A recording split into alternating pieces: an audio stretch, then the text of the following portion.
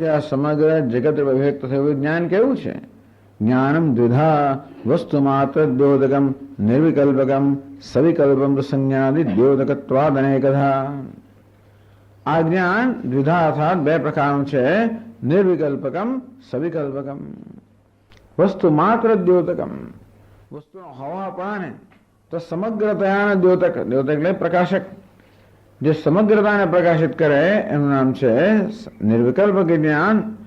એટલે વસ્તુમાં બધા વિકલ્પો હોય પણ એ વિકલ્પો જેના પર આધારિત છે એ સામાન્યને પ્રકાશિત કરનારું જ્ઞાન નિર્વિકલ્પક જ્ઞાન, અને બધા વિકલ્પને વિશેષતાને પ્રકાશિત કરનારું જ્ઞાન સવિકલ્પક જ્ઞાન. એ જ નિર્વિકલ્પક જ્ઞાન એ વિશેષતાઓને પ્રકાશિત કરે ત્યારે સવિકલ્પ કહેવાય છે. જ્ઞાન તો એક જ છે, સ્ફટિક એક જ છે, એના પોતાના રૂપમાં એ સ્વચ્છ છે, નિરંગ છે, પરંતુ કોઈ રંગના સંપર્કમાં આવે ત્યારે ભિન્ન ભિન્ન રંગ જાણે કે ધારણ કરતો હોય છે. એમ સ્ફટિક અનેક રંગીન બની જતો નથી, પણ અનેક રંગો ભાસે છે. તે રીતે આ જ્ઞાન પણ આ વિશેષોના સંપર્કમાં હોવાને કારણે અનેક પ્રકારના વિશેષ એને ધારણ કરતું હોય. ઘટક જ્ઞાનમ, પટક જ્ઞાનમ, મઠક જ્ઞાનમ એમ કરીને એને સવિકલ્પ જ્ઞાન કહ્યું. અનેકધા, એ તો વિકલ્પો અનેક હોવાને કારણે, અસંખ્ય હોવાને કારણે આ સવિકલ્પક જ્ઞાન પણ અસંખ્ય અનેકધા. સંકલ્પ, સંશય, ભ્રાંતિ, સ્મૃતિ, સાદૃશ્ય, નિશ્ચય, ઊહ, અનધ્યવસાય અને અનુભવ. તો આ સંકલ્પ, સંશય, આ સંકલ્પ જે છે આ બધી મનની વૃત્તિઓ છે. સંકલ્પ વૃત્તિ, સંશય વૃત્તિ, ભ્રાંતિ, સ્મૃતિ, સાદૃશ્ય, નિશ્ચય, ઊહ, અનધ્યવસાય વગેરે આ આંતરિક બધી વૃત્તિઓ છે. અને તદુપરાંત જગતના પદાર્થો સાથે સંપર્કમાં આવે ત્યારે મનમાં જે વૃત્તિ ઉઠે એને અનુભવ કહેવામાં આવે છે. તો આપણો મોટો સંકલ્પ થાય, સંશય, એને અનુભવ નથી કહેવામાં આવતો. એટલે અનુભવ નામની જુદી વૃત્તિ બતાવે. સંકલ્પ, સંશય, ભ્રાંતિ, સ્મૃતિ, સાદૃશ્ય આ ભિન્ન ભિન્ન વૃત્તિઓ છે મનમાં. પણ આપણું મન જ્યારે જગતના કોઈ પદાર્થના સંપર્કમાં આવે ત્યારે પદાર્થના અનુરૂપ જે પ્રકારનો પ્રત્યય જન્મે કે વૃત્તિ જન્મે એને અનુભવ કહેવામાં આવ્યો. તો અન્ય અનુભવા આપી, અને એટલા માટે અનુભવ એને જુદો કરવામાં આવ્યો. જગતના સંશય તો મનમાં એમાં પણ હોઈ શકે, અથવા અનુભવ થયો નથી. આપણા મનમાં સંશય હોય કોઈ વસ્તુને જોઈને, પણ એનો અનુભવ થયો નથી, કારણ કે આ છે કે પેલું છે સંશય છે. અનધ્યવસાય અર્થાત આ વૃક્ષ કયા પ્રકારનો છે, અધ્યવસાય અર્થાત નિર્ણય થયો નથી, અર્થાત એ પદાર્થ અનુરૂપ જ્ઞાન જન્મ્યું નથી. સ્મૃતિ એ તો ભૂતકાળમાં થયેલા અનુભવ પર આધારિત છે. અને તેથી આજે અંદર આ બધી વૃત્તિઓ જણાવવામાં આવે, બધી આંતરિક વૃત્તિઓ છે. તદુપરાંત જગતના પદાર્થોને અનુરૂપ વૃત્તિઓ જન્મે, જેમ કે ઘડો જોવું ત્યારે ઘટક જ્ઞાન જન્મે, વસ્ત્ર પટક જ્ઞાન જન્મે. અને તેથી એટલે કહ્યું કે વિષયાનુરૂપા બુદ્ધિવૃત્તિ અનુભવાય ઉચ્યતે. તો આપણે કોઈ વિષયના સંપર્કમાં આવીએ એને અનુરૂપ મનમાં જે વૃત્તિ જન્મે એને વડે અનુભવ શબ્દ વાપરવામાં આવ્યો. અનુરૂપ ભવનાત, આપણું મન એ વિષયને અનુરૂપ બની જાય. તો ઘટના જ્યારે સંપર્કમાં આવે ત્યારે મન ઘટના આકારનું બની જાય. આપણે એને ઘટાકાર વૃત્તિ કહીએ. તો આમ વિષયના સંપર્કને કારણે કે અનુભવને કારણે જે વૃત્તિ જન્મે અનુભવ કહેવામાં આવ્યો. તો અનુભવ જન્મે છે પ્રમાણમાંથી. અનુભવ ક્યારે જન્મે? અનુભવનો વિષય હોય, અનુભવ કરનાર હોય, અનુભવનો વિષય અને અનુભવ કરનારને જોડનાર પ્રમાણ હોય. પ્રમાણ એટલે કે અનુભવનું સાધન. જેવી રીતે આ રૂપ રંગ મારી સમક્ષ છે એ દૃશ્ય છે, હું દ્રષ્ટા છું અને મારા ચક્ષુ છે એ પ્રમાણ છે. રૂપ અને રંગને પ્રકાશિત કરનાર ચક્ષુ પ્રમાણ છે. તેથી અનુભવ જન્મવા માટે પ્રમાણ જોઈએ, અર્થાત અનુભવનું સાધન જોઈએ. એટલા માટે કયા પ્રમાણ, કયા સાધનો છે અનુભવ જન્માવનારા એ વિશે ભિન્ન ભિન્ન ચિંતકોમાં મતભેદ છે.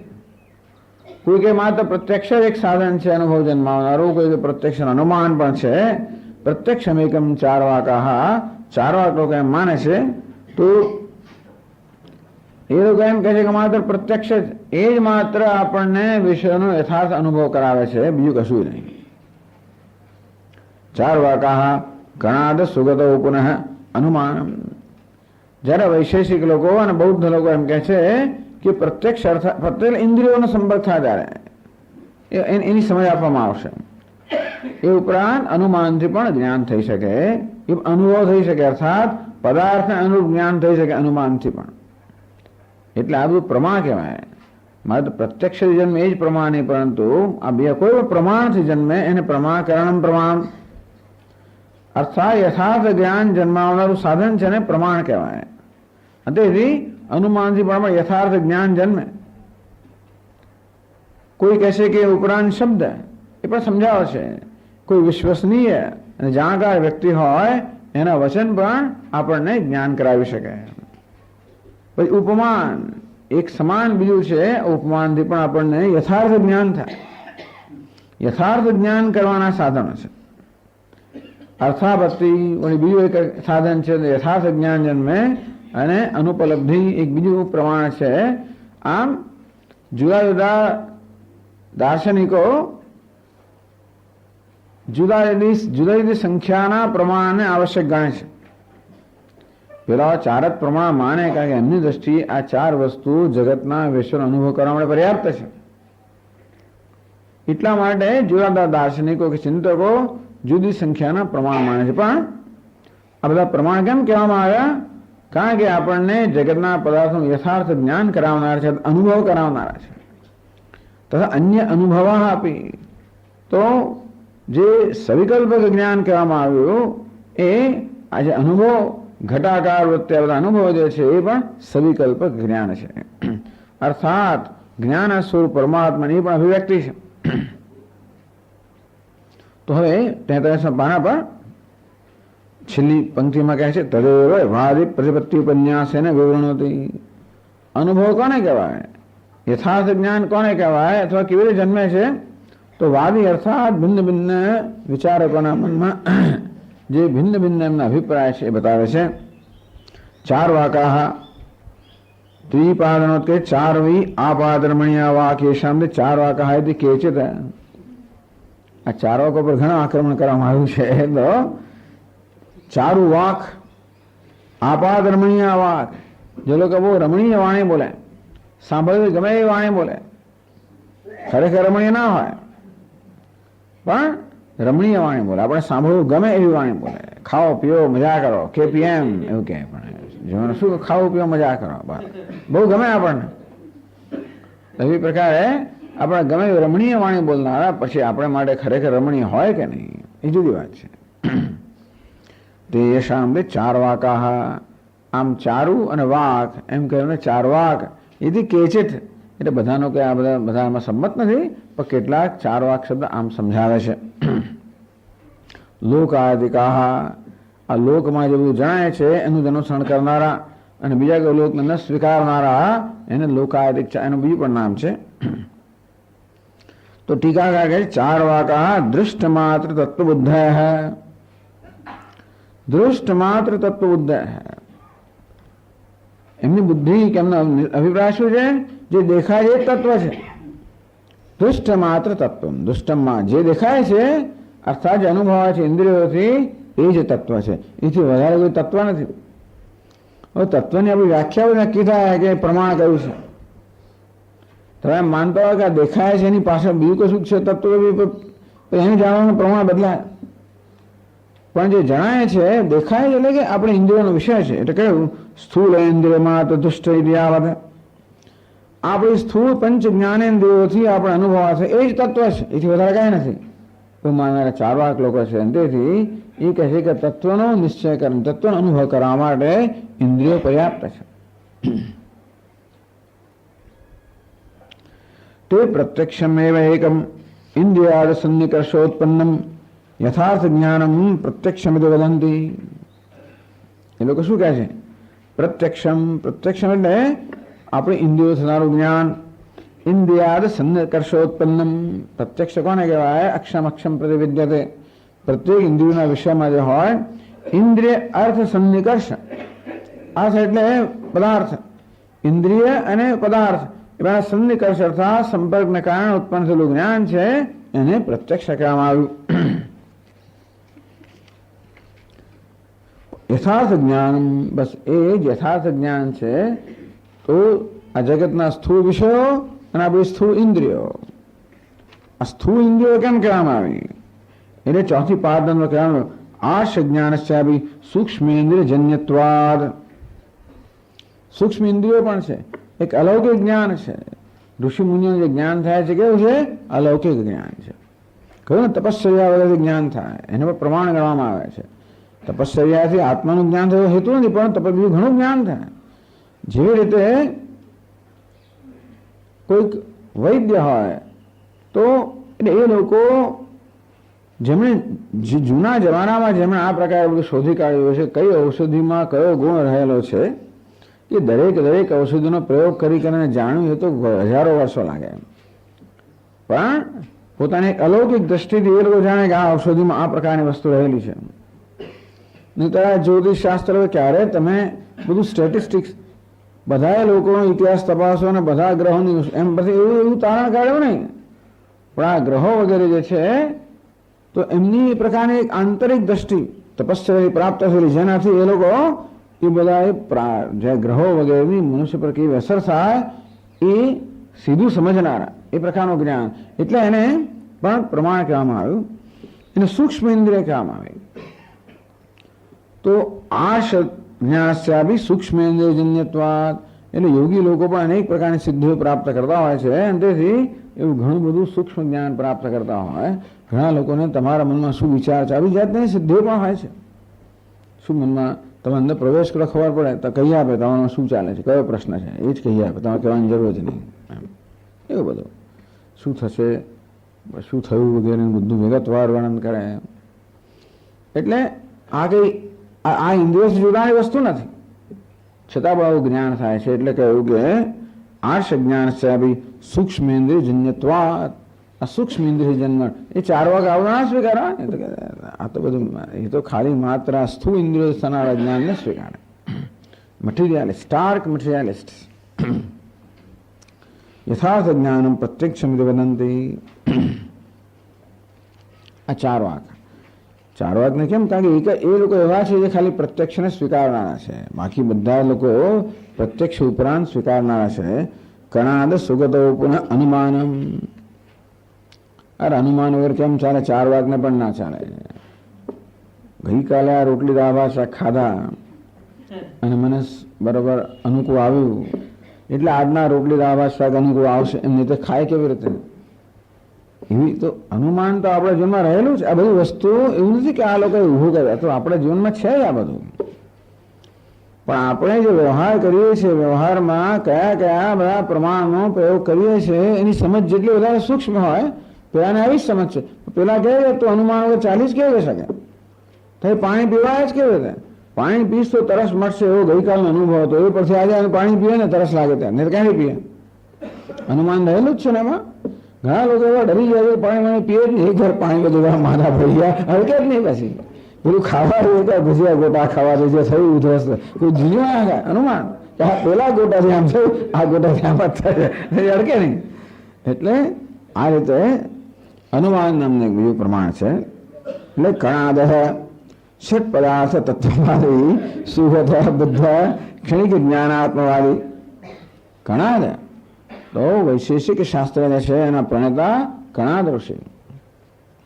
અને ઉલુકના પુત્ર હોવાને કારણે એમને અવલુક પણ કહેવામાં આવતા હતા, એટલે દર્શન અવલુક્ય દર્શન પણ કહેવામાં આવે છે.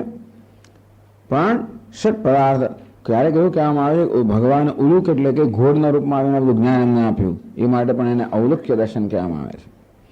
આ બધા ઋષિ મુનિઓને આવી જાતના ભગવાનના અનુગ્રહથી ઘણું જ્ઞાન પ્રાપ્ત થયેલું છે.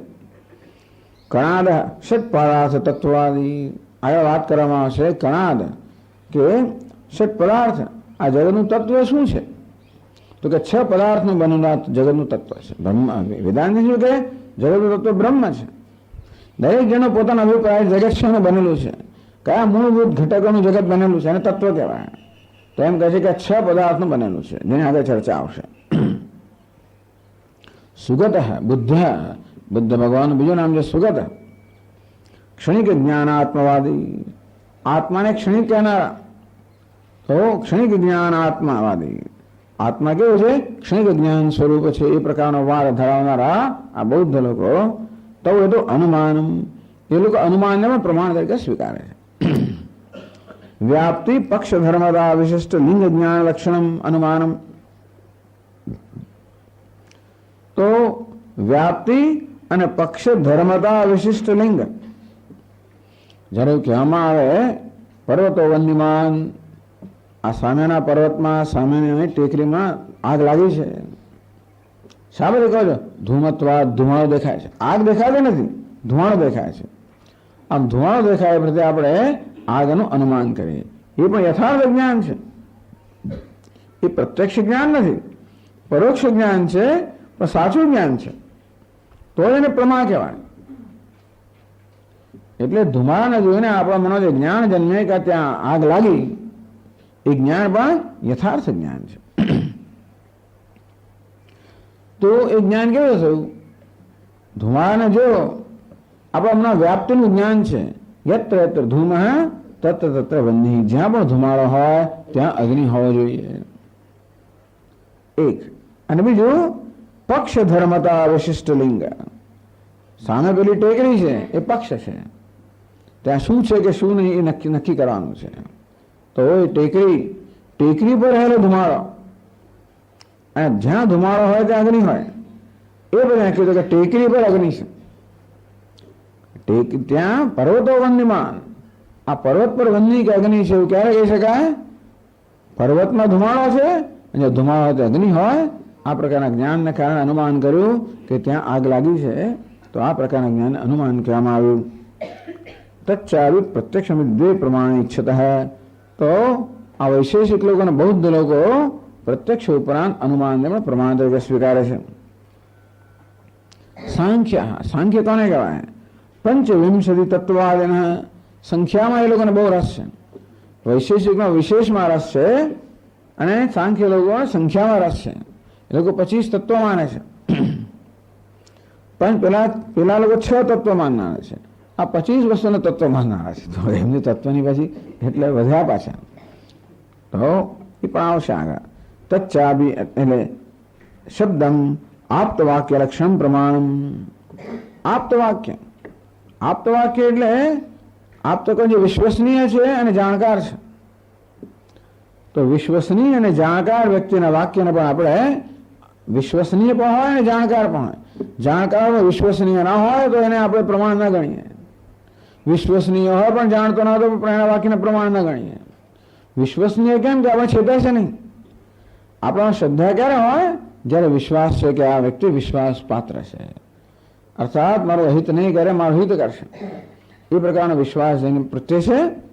અને જે જાણકાર છે એ વ્યક્તિના વાક્યને પણ પ્રમાણ ગણવામાં આવે, એટલે કે એને પણ સાચું જ્ઞાન ગણવામાં આવે. આપણે કોઈ વિદેશનું વર્ણન કરે, આપણે જાણીએ છીએ કે હમણાં જઈને આવેલા છે, જોયેલું છે, અને સાચું કહેનારા છે. ઘણા પછી બધા ગપ્પા મારનારા એ જોયું હોય એક વસ્તુની વાત 25 વસ્તુની કરે એવું આપણને લાગ્યું હોય તો પછી આપણે પછી વિચાર કરીએ. પણ ત્યાં સુધી એટલે વિશ્વસનીય પણ હોય અને જોડે જોડે જાણકાર પણ હોય, એને આપ્ત કહેવામાં આવે છે. એટલા માટે શાસ્ત્ર તો નહીં પણ ઋષિ મુનિઓ વગેરેના જે વાક્યો છે આપ્ત વાક્ય કહેવામાં આવે, એને પણ પ્રમાણ ગણવામાં આવે છે. સાંખ્ય લોકો આ શબ્દને, એનું નામ શબ્દ, વિશ્વસનીય અને જાણકાર વ્યક્તિનું વાક્ય એટલે શબ્દ, એને પણ પ્રમાણ ગણવામાં આવે છે. ન્યાય એક દેશનો એવમ ત્રિનિવેજ. તો નૈયાયિકોમાં એક મત ધરાવનારા લોકો આ 3 પ્રમાણ માને છે. કેચન નૈયાયિકા ગૌતમીયા ઉપમાનમ ચ પૂર્વોક્ત અપેક્ષા ચતુર્થમ. તો નૈયાયિક લોકો આ 3 પ્રત્યક્ષ, અનુમાન, શબ્દ, ઉપમાન ને પ્રમાણ. ઉપમાન કોને કહેવાય? અતિદેશ વાક્યાર્થ જ્ઞાન સહકૃત સાદૃશ્ય વિશિષ્ટ પિંડ જ્ઞાન લક્ષણ પ્રમાણ વિચ્છંતિ. અતિદેશ એટલે એક જગ્યાએ થયું હોય અને અન્યત્ર લાગુ પાડવું એનું અતિદેશ.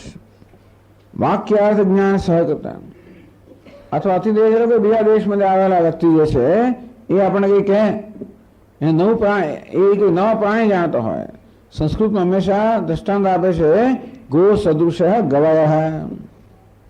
આ ગવય નામનું એક પ્રાણી છે, એ ગાય જેવું છે.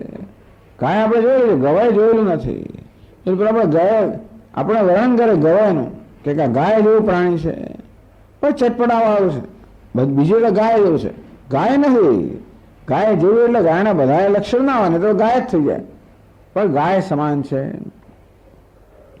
એટલે પછી આપણે ક્યારેક વનમાં જઈએ અને પેલા ગાય જેવું પ્રાણી જોઈએ એટલે પેલું યાદ આવે અતિદેશ વાક્યાર્થ જ્ઞાન સહકૃત સાદૃશ્ય. પેલા અતિદેશ વાક્યાર્થ જ્ઞાન પેલા એમણે કહેલું કે આ ગવાય છે, ગાય જેવું છે, એ વાક્યનું જ્ઞાન છે. અને સાદૃશ્ય એવું કે ગાયની જોયું છે. સાદૃશ્ય વિશિષ્ટ પિંડ જ્ઞાન. આ પિંડ અર્થાત આ વ્યક્તિ મારી સામે છે, જે પશુ છે એ ગવાય છે. તો આવું જેનું લક્ષણ છે ને સાદૃશ્ય કહેવામાં આવ્યું. પેલા કઈ ભૂલી ગયા તો કશું ખ્યાલ ના આવે, ઘણી વાર શું છે એટલે અતિદેશ વાક્ય જ્ઞાન સહકૃત.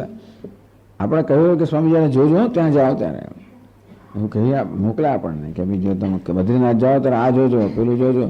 શું કહ્યું હતું પેલા બદ્રીનાથ જતા પેલા ભૂલી ગયા તો કઈ પછી. એટલે પેલા જે કહેલું વાક્ય ગો સદૃશ ગવાય, આ ગવાય ગાયના જેવું છે એ આપણે યાદ છે. અને આપણે સાદૃશ્ય જણાવ્યું. સાદૃશ્ય વિશિષ્ટ પિંડ. આ પિંડ એટલે કે વ્યક્તિ જોઈ એમાં ગાયનું સમાનતા છે એટલે આપણને જ્ઞાન થયું આ ગવાય છે. એ પણ યથાર્થ જ્ઞાન છે. એને ઉપમાન કહેવામાં આવે છે. તુલના. પ્રાભાકર મીમાંસકૈકદેશી અનુપદ્યમાનાર્થ દર્શનેન તત ઉપાદકમ અર્થાંતર કલ્પનમ અર્થાપત્યેતિ ઉક્તલક્ષણા અર્થાપત્યાસહ એતાની પ્રત્યક્ષાની ચત્વારી પંચ પ્રમાણ. પ્રભાકર તો પ્રભાકર એ કુમાર ભટ્ટના શિષ્ય થઈ ગયા અને એમનો એક મીમાંસાનો વિશેષ મત છે. એ પાંચમું પ્રમાણ સ્વીકારે છે જે અર્થાપત્ય કહેવામાં આવે. તો એને સમજાવ્યું અનુપદ્યમાનાર્થ દર્શનેન. આપણે જોઈએ પણ માન્યામાં ના આવે એ વસ્તુ આપણે જોઈએ. અનુપદ્યમાન જોઈએ ખરા પણ સમજાય નહીં, તર્કસંગત ના હોય, માન્યામાં ના આવે અથવા તર્કસંગત ના હોય, ડઝન્ટ મેક સેન્સ. ઉપાદકમ અર્થાંતર કલ્પનમ. ત્યાર પછી એને સમજાવનારી આપણે કલ્પના કરીએ. પીનો દેવદત્ત દેવાન ભૂંગતે. આપણે જોઈએ કે આ દેવદત્ત રોજ રોજ વ્યવસ્થિત હૃષ્ટપુષ્ટ થતો જાય છે. દિવાન ભૂંગતે પણ દિવસે તો જમતો નથી, છતાંય પણ એનું વજન વધતું જાય છે. તો આપણે શું કરીએ? એટલે એક તો દિવસે ના જમવું એક બાજુ અને વજન વધવું. એટલે આ કેવું છે? અનુપદ્યમાનાર્થ દર્શન. એટલે કે આ તર્ક સંગત નથી. સામાન્ય માણસ જમતો હોય ને વજન વધતું બરાબર છે, જમતો ના હોય ને વજન વધતું હોય એટલે એ વસ્તુ સમજાવી શકાય નહીં તર્કથી. એટલે આપણે પછી તદ ઉપાદક અર્થાંતરમ બીજા અર્થની કલ્પના કરીએ કે રાત્રે જમતો હશે, આ રાત્રે જમતો હશે.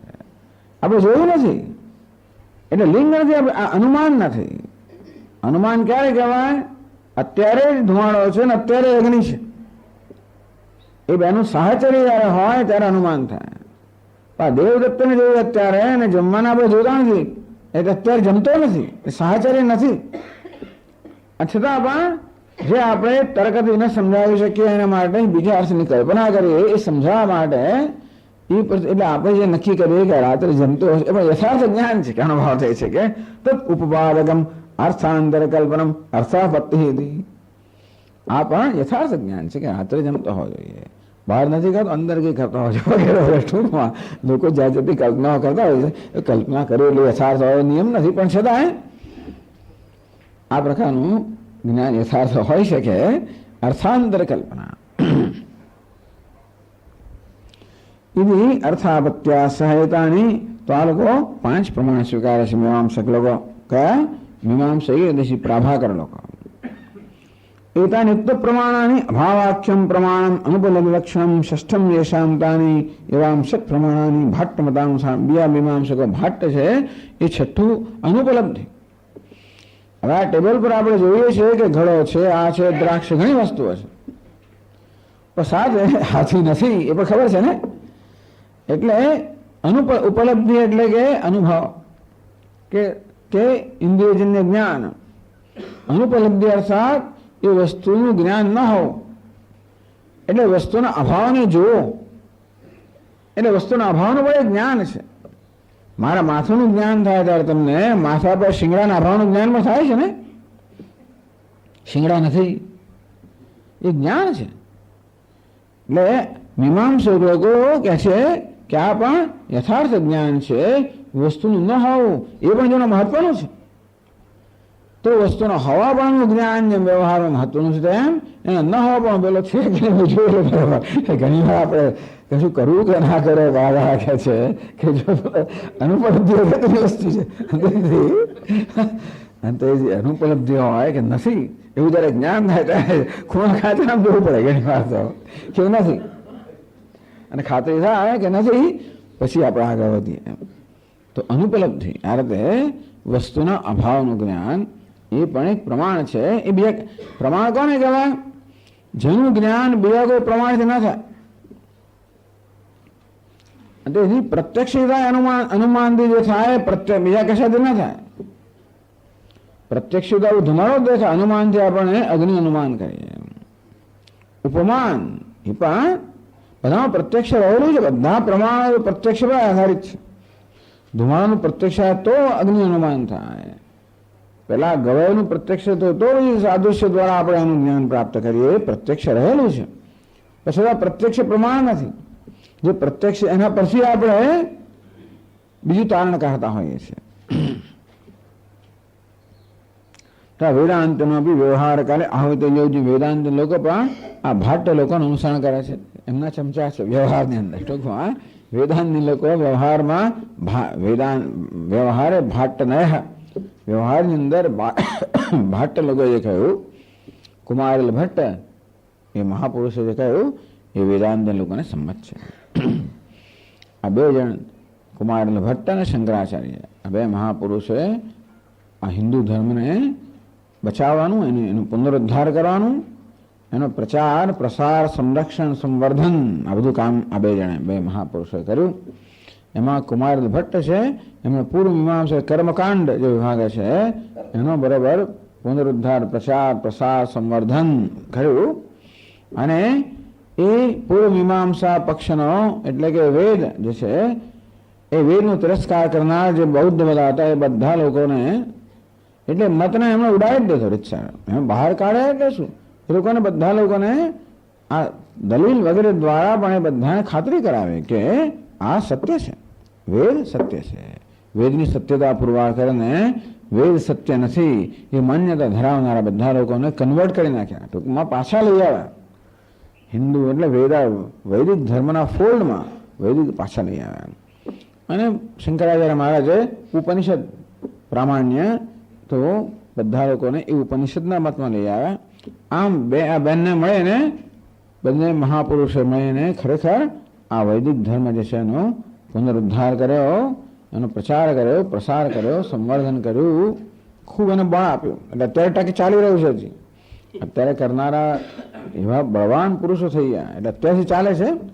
હવે વળી પાછું ઉપનિષદ વેદાંત છે એને ભાઈ પુષ્ટિ મળી રહી છે. પણ તો અત્યારે આ જે ચાલી રહ્યું છે એના માટે આપણે એમના અત્યંત ઋણી છે. તાની યુક્તાની ષટ પ્રમાણાની સંભવ ઐતિહ્યાભ્યામ યુક્તાની અષ્ટુ પ્રમાણે પૌરાણિકા જગુ પૌરાણિક લોકો બીજા બે પ્રમાણ મારે છે. સંભવ અને ઐતિહ્ય. સંભવો નામ ખાર્યામ દ્રોણાડક સંભાવનોપનાયકમ માનમ. સંભાવના કોને કહેવાય? ખારી. ખારી તમને એક માપ છે. કેવું માપ છે? 16 દ્રોણ. આ દ્રોણ બીજું માપ છે. પાછું દ્રોણ આઢક. દ્રોણ પણ એક માપ છે. આઢક પણ બીજું માપ છે. આ બધા માપ છે. અનાજના માપ છે બધા. તો ખારી એટલે 16 દ્રોણ. એક દ્રોણ એટલે 4 આઢક. એવી રીતે આઢક એટલે એક માપ છે. પેલા એ બધા આ લોકો જૂના જમાનામાં બધા માપ રાખ્યા ને અનાજને બધું માપવા માટે. એમાં આઢક આવ્યું, એનાથી પછી દ્રોણ, એના પછી ખારી. એ પ્રકારે એક દ્રોણ, 4 દ્રોણ મળીને એક આઢક થાય અને 16 આઢક મળીને એક ખારી થાય. એવું બધું આમાં કહેવાનો ભાવ ખારી આમ દ્રોણ ટૂંકમાં એક ખારી જેટલું અનાજ હોય એટલે સમજી શકવાનું કે ભાઈ આમાં દ્રોણ રહેલું છે, આઢક રહેલું છે. પછી 100 રૂપિયાની નોટ હોય એટલે એમાં 10 રૂપિયા રહેલા છે. અને આ સંભાવના કહેવામાં આવી. આને બધા લોકો પ્રમાણ માને છે. ઐતિહ્યમ તુ અસ્મિન વટે યક્ષ અસ્તિ ઇતિ ઉપદેશ પરંપરા માત્રજન્યમ જ્ઞાનમ. ઐતિહ્ય ઉપદેશ પરંપરાથી ક્યાંથી શરૂ થયું ભગવાન જાણે. ટૂંકમાં એનું આપણે એનું રામાયણ આ બધી કથાઓ છે ને, રામાયણની મહાભારતની કથાઓ જે છે એનું એ કઈ ક્યાં, એનું ઓરિજિન ક્યાં, એનું મૂળ ઉદ્ભવ સ્થાન કયું એ નક્કી નથી. એટલા માટે શું છે, પરંપરાગત આવતું જ્ઞાન છે કે આ પ્રકારે થયું. રામચંદ્રજીનું આ પ્રકારનું ચરિત્ર, કૃષ્ણ ભગવાનનું આ પ્રકારનું ચરિત્ર. એટલે પરંપરા ઉપદેશ પરંપરા માત્ર જન્યમ જ્ઞાનમ. માત્ર ઉપદેશ પરંપરાથી જન્મેલું જ્ઞાન છે. બીજું કોઈ પ્રમાણ નથી. એટલે એનું જુદું પ્રમાણ ગણ્યું. એ પ્રત્યક્ષ નથી, અનુમાન નથી, બીજું કાંઈ પણ નથી. માત્ર ઉપદેશ પરંપરાથી. લોકવાયકાઓ બધી હોય, દંતકથાઓ હોય, આ પ્રકારની વસ્તુ હોય છે ને, એ રીતે આપણે ઘણું જાણતા હોઈએ છીએ. એને ઐતિહ્ય આ પ્રમાણે બન્યું. મેં દ્રષ્ટાંત આપ્યું, અસ્મિન વડે યક્ષોસ્તિ. આ વટમાં ભૂત છે કોઈ કહે, આ વૃક્ષમાં ભૂત છે, કોઈ જોયું નથી. પેલા એ કહ્યું એટલે પેલાને કહ્યું. એમ કરે ને ઉપદેશ પરંપરા માત્ર જન. એ બધું આપણે જ્ઞાન થયું કે આ વટ વૃક્ષ પર યક્ષ છે. યક્ષ એટલે ભૂત છે, પ્રેત છે, પલિત છે, જે હોય દેખાતું નથી ને, પ્રત્યક્ષ અનુમાનનો વિષય નથી. અને પેલાએ કહ્યું એ પરથી આપણે નક્કી કરીએ આને કહો ઐતિહ્ય. ચાલો, આ બધાનો હેતુ એ છે કે આ બધા અનુભવો જે કહેવામાં આવ્યું એટલે જ્ઞાન સ્વરૂપ પરમાત્માની વિવિધ અભિવ્યક્તિ કહેવામાં આવી, નિર્વિકલ્પક અને સવિકલ્પક. એ સવિકલ્પકના ઘણા બધા ભેદ કરવામાં આવ્યા. એમાં છેલ્લો ભેદ અનુભવ કરવામાં આવ્યો. એ અનુભવને ઉત્પન્ન કરનારા આ 8 પ્રમાણ કહેવામાં આવ્યા. 8 રીતે આપણને અનુભવ થતો હોય છે.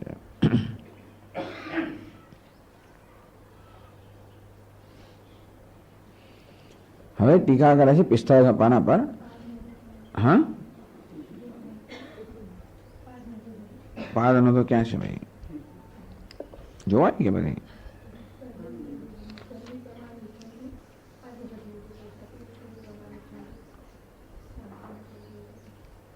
પહેલી પાદનો લૌકિક અલૌકિક ભેદના પાસે પ્રમાણ દ્વિધા વિભજ્ય પ્રત્યક્ષાની ત્રીણી લૌકિકાની આર્ષ વિજ્ઞાનમ અલૌકિક સાંખ્યા પ્રાહુ.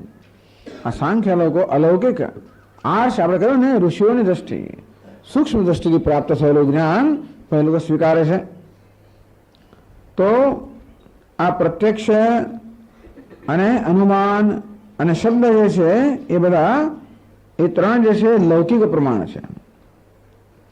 આર્ષ વિજ્ઞાન ઋષિમુનિઓને તપશ્ચર્યાના બસ જે જ્ઞાન પ્રાપ્ત થાય સૂક્ષ્મ વિષયોનું એને અલૌકિક જ્ઞાન કહેવામાં આવ્યું. એટલે આ નૈયાયિકો સાંખ્ય વગેરે અલૌકિક જ્ઞાનની વાત કરે. અહીં બેઠા બેઠા ત્યાં કશું દેખાય એવું પણ બોલતા હોય છે લોકો, અલૌકિક જ્ઞાન. ધર્મશાસ્ત્રેષુ અપી માનુષ દૈવ ભેદેન પ્રમાણ દ્વૈવિધ્યંગીકૃતમ. ધર્મશાસ્ત્રમાં પણ મનુષ્યનું કહેલું અને દેવતાએ કહેલું એમ કરીને એ ધર્મનું જ્ઞાન પણ આ 2 પ્રકારનું છે એમ કહે છે લોકો.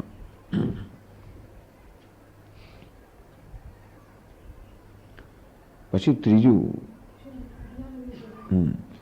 ચેષ્ટા વ્યતિરિક્તમ પ્રમાણે તાંત્રિક. પાછા 8 પ્રમાણ તો કયા તાંત્રિક લોકો પછી ચેષ્ટાને પ્રમાણ કરતા. તાંત્રિક લોકો શું છે, ભગવાનની પૂજા કેટલા એમાં આવું કરતા, આપણે ખબર ના પડે. તો એ રીતે ભગવાન સાથે એ લોકો કમ્યુનિકેટ કરે. એટલે ભગવાન સાથે કમ્યુનિકેટ કરવું, ભગવાનને આપણી ભાવના પહોંચાડવી, એના માટે મંત્ર છે, યંત્ર છે, તંત્ર છે. આપણે મુખ્યત્વે મંત્રમાં પ્રયોગ કરીએ, થોડો ઘણો તંત્ર પણ આવતું હોય, પ્રાણાયામ બધું કરતા હોય છે ને, જાતે મુદ્રા અને બધું એ બધું તંત્ર છે. તો ચેષ્ટા વ્યતિરિક્તમ પ્રમાણમ, આ ચેષ્ટા દ્વારા પણ તમે જ્ઞાન પહોંચાડી શકો ને. એટલે તાંત્રિક લોકો એમ કહે છે કે આ ચેષ્ટા જે છે ને, જેને બોડી લેંગ્વેજ કહેવામાં આવે, આજકાલ તો એને બોડી લેંગ્વેજ હમણાં ઋષિકેશ ગયા ત્યારે એક વ્યક્તિ મને કહે હમણાં હું સ્વામી ક્લાસ ભરું છે ને બોડી લેંગ્વેજના ક્લાસ ભરું છું. ટૂંકમાં બોડી લેંગ્વેજ એટલે આપણા શરીરની ભાષા, શરીરના હાવભાવ દ્વારા, ચેષ્ટાઓ દ્વારા આપણે આપણા અંદરના ખ્યાલો પણ પહોંચાડતા હોય કે પહોંચી જતા હોય છે ઘણી વાર.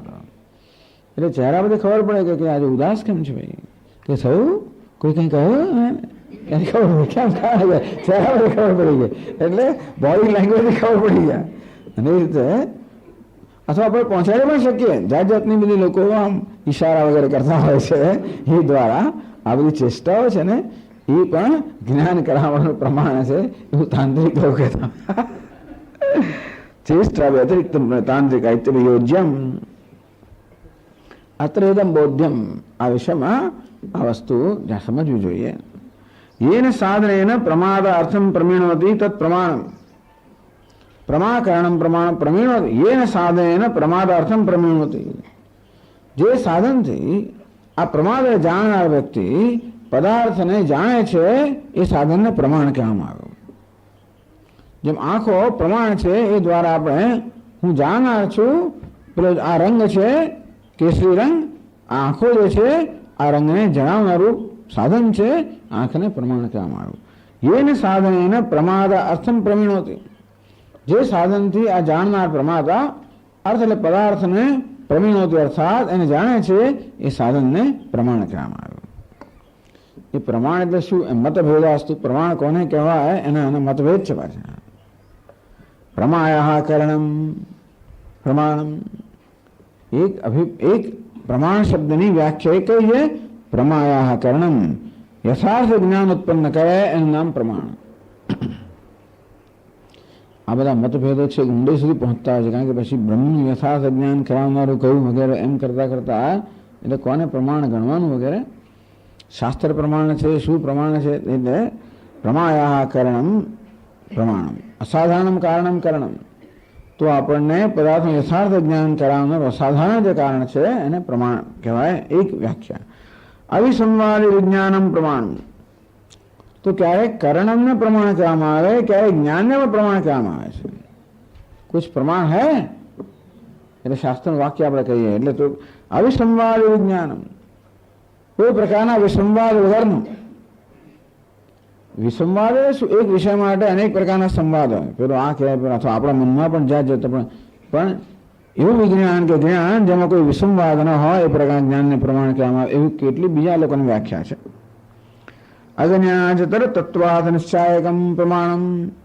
કેટલાક લોકો પ્રમાણની વ્યાખ્યા કરે છે કે જે આપણે અજ્ઞાતચર તત્વ, જે વસ્તુને આપણે જાણતા નથી એના અર્થનો નિશ્ચય કરાવનારું જે સાધન છે એ પ્રમાણ કહેવાય. પ્રમેય વ્યાપ્તમ પ્રમાણમ. બીજી જ વ્યાખ્યા એવી કહેવામાં આવી કે પ્રમેય અર્થાત જ્ઞાનના વિષયને વ્યાપ્ત કરનારું છે એને પ્રમાણ કહેવાય. પ્રમાતા તો અહીંયા છે, આપણી આંખો જે છે ને એ જઈને આ પદાર્થને સંપર્ક કરતો હોય છે. એટલે આ પ્રમેય અર્થાત જ્ઞાનના પદાર્થને વ્યાપ્ત કરનાર છે એને પ્રમાણ કહેવામાં આવ્યું. પ્રમાણ નિધ સામગ્રી પ્રમાણ. અથવા તો પ્રમાણ એટલે યથાર્થ જ્ઞાન જન્મવા માટે જે સામગ્રી જોઈએ એ બધાને પ્રમાણ કહેવામાં આવ્યું. ઇત્યાદય આ પણ હશે. એટલે પ્રમાણ કોને કહેવાય એને માટે ઘણા મતભેદ છે, પણ એની વ્યાખ્યા કઈ કરી? યેન સાધનેન પ્રમાથ અર્થમ પ્રમાદ અર્થમ પ્રમાણિત પ્રમાણમ. જે સાધનથી પ્રમાદ અર્થાત જ્ઞાન જાણનાર એ વિષયને જાણે છે એનું નામ પ્રમાણ. હવે 45 પાના પર કહે છે પ્રમાણે શું વાદ્યનામ તત્વભેદે વિપ્રતિપત્તિ મુક્ત્વા. પ્રમાણ કોને કહે? પ્રમાણ કેટલા છે અર્થાત યથાર્થ જ્ઞાન થવા માટે કેટલા પ્રમાણની જરૂર છે એમાં વાદીના જે વિવિધ મત છે, અભિપ્રાય ભેદ છે. કયું? વાદના નામ તત્વભેદે વિપ્રતિપત્તિ મુક્ત્વા. તત્વ કયું છે પછી પ્રમાણ નક્કી થાય. તો દરેકની તત્વ વિશેની વ્યાખ્યા કે સમજ પણ જુદી હોવાના કારણે પ્રમાણમાં વિપ્રતિપત્તિ છે. તત્ પ્રસંગેના તેષામ પ્રમેય તત્વ પ્રતિપત્તિ દર્શન. તો પ્રસંગ આવ્યો એટલે હવે પ્રમેય કોને કહે છે? લોકો તત્વ કયું છે, તત્વની દરેકની શું સમજ છે તો એ પણ અત્યારે કહી રહ્યા છે. દર્શન વિપ્રતિપત્તિ દર્શન આદૌ વૈશેષિક મનોપન્યસ્યતિ. તત્વ એટલે એ મૂળભૂત ઘટક જેનું આ જગત બનેલું છે. તો આ જગત શેનું બનેલું છે એને તત્વ કહેવાય. આપણે શું કહીએ? બ્રહ્મનું બનેલું છે. એની આ ચર્ચા છે બધી. આપણે બ્રહ્મને તત્વ કહીએ, પણ બીજા બધા જે દાર્શનિકો છે એમની તત્વની વ્યાખ્યા જુદી જુદી છે. તો સંક્ષેપમાં એ પણ આપણને કહી રહ્યા છે. આદૌ વૈશેષિક મત ઉપન્યસ્યતિ. સૌથી પહેલા, કારણ કે વૈશેષિક મત પહેલા કેમ? બધા લોકો પોતાનો મત જ્યારે આપે ત્યારે વૈશેષિક મતને ધ્યાનમાં રાખીને આપતા હોય છે. આમ અદ્વૈત વેદાંત પહેલું કેમ? બીજા બધા આચાર્યો જે આવે એ લોકોએ એમને કશું કહેવું હોય તો પેલા શંકરાચાર્ય એના સંબંધમાં જ કહેવું પડે. શંકરાચાર્ય મારે કહ્યું બ્રહ્મ સત્યમ જગત મિથ્યા જીવો બ્રહ્મ ના પર. બ્રહ્મ સત્ય છે, જગત મિથ્યા છે, જીવ બ્રહ્મ. આવું કહ્યું એટલે જીવ બ્રહ્મ નથી. કેમ કહું? હમણાં કહ્યું માટે આ જગત અસત મિથ્યા ને સત્ય જે કહેવું હોય છે. પણ બીજા આચાર્યો જે કહ્યું બધું હમણે કહેલાના આધારે થયું ને. તેમ બાકીના જે લોકો બધું કહે છે સાંખ્ય વગેરે બધા વૈશેષિકો જે કહ્યું છે એના આધારે કહેનારા છે. એટલે કે એનું ખંડન કરતા હોય, એમાં ઉમેરો કરતા હોય. આ 7 કરતા પેલા 27 તત્વ છે અને આ 7 કહે એક જ તત્વ. પરંતુ આને ધ્યાનમાં રાખીને બીજા બધાએ પોતાની વ્યાખ્યા કરેલી છે. એટલા માટે વૈશેષિક લોકોનો હંમેશા અભ્યાસ પહેલા કરવામાં આવતો હોય છે.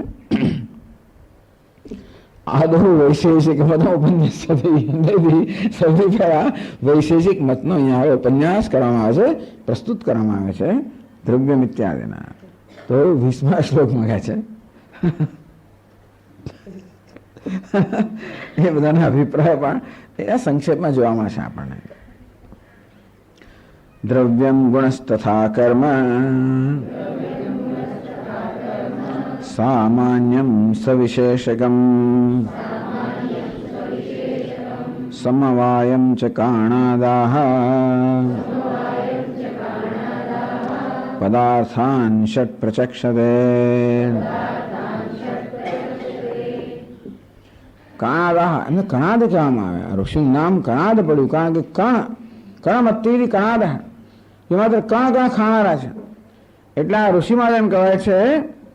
તો અવલુક ઋષિમાં એમ કહેવાય છે કે ખેતરમાં જે પાક લઈ લીધા પછી જે કણ પડેલા હોય ને એ વીણીને ખાય, બસ એટલું જ ખાય, એ જ ખાય. કોઈને ભારે ના પડવા જોઈએ. અને તેથી જે કોઈ ના ખાતું હોય એટલે જે કોઈનો ભાગ ના પડે એવા કણ વીણીને ખાય. એવું કણ ખાનાર હોવાને કારણે કણાદ કહેવામાં આવ્યા. આ બધા ઋષિઓ બહુ મહાન છે એટલે કણાદ ઋષિ. કણાદા એટલે કણાદ ઋષિના જ અનુયાયીઓ છે ને કણાદાહ કણાદ કહેવામાં આવે. ષટ પદાર્થાન પ્રચક્ષતે. એ આ તત્વ જગતનું જગત શેનું બનેલું છે? આ 6 પદાર્થનું બનેલું છે. પછીના વૈશેષિક શાસ્ત્રમાં અભાવ નામના 7માને પણ ઉમેરવામાં આવ્યો. પણ અહીં તો સુરેશ્વરાચાર્ય 6 જ ગણાવે છે. પછી 7 વૈશેષિક શાસ્ત્રમાં અભાવ નામના 7મા પદાર્થને ગણવામાં પણ આવ્યો છે. દ્રવ્યમ, દ્રવ્ય કોને કહેવાય? ટીકાકાર કહે છે ગુણવચ્ચ દ્રવ્યમ. આ ગુણ જેમાં રહેલો છે ને દ્રવ્ય કહેવાય. જેમ કે આ લાલ રંગ છે શેમાં રહેલો છે? ઘટમાં. ઘટત્વ શેમાં રહેલું છે? માટીમાં. તો આવા ઘટને દ્રવ્ય કહેવાય. જેમાં ગુણ રહેલો હોય ને કર્મ રહેલો હોય. ગુણનો આશ્રય ને કર્મના આશ્રયને વૈશેષિક દ્રવ્ય કહે છે. ગુણવચ્ચ દ્રવ્યમ. દ્રવ્ય આ બધા કયા દ્રવ્ય છે પછી કહેશે આપણને. પણ આ ગુણ ધરાવનારા, ક્રિયા ધરાવનારા જે છે આશ્રય એને દ્રવ્ય કહેવામાં આવ્યું.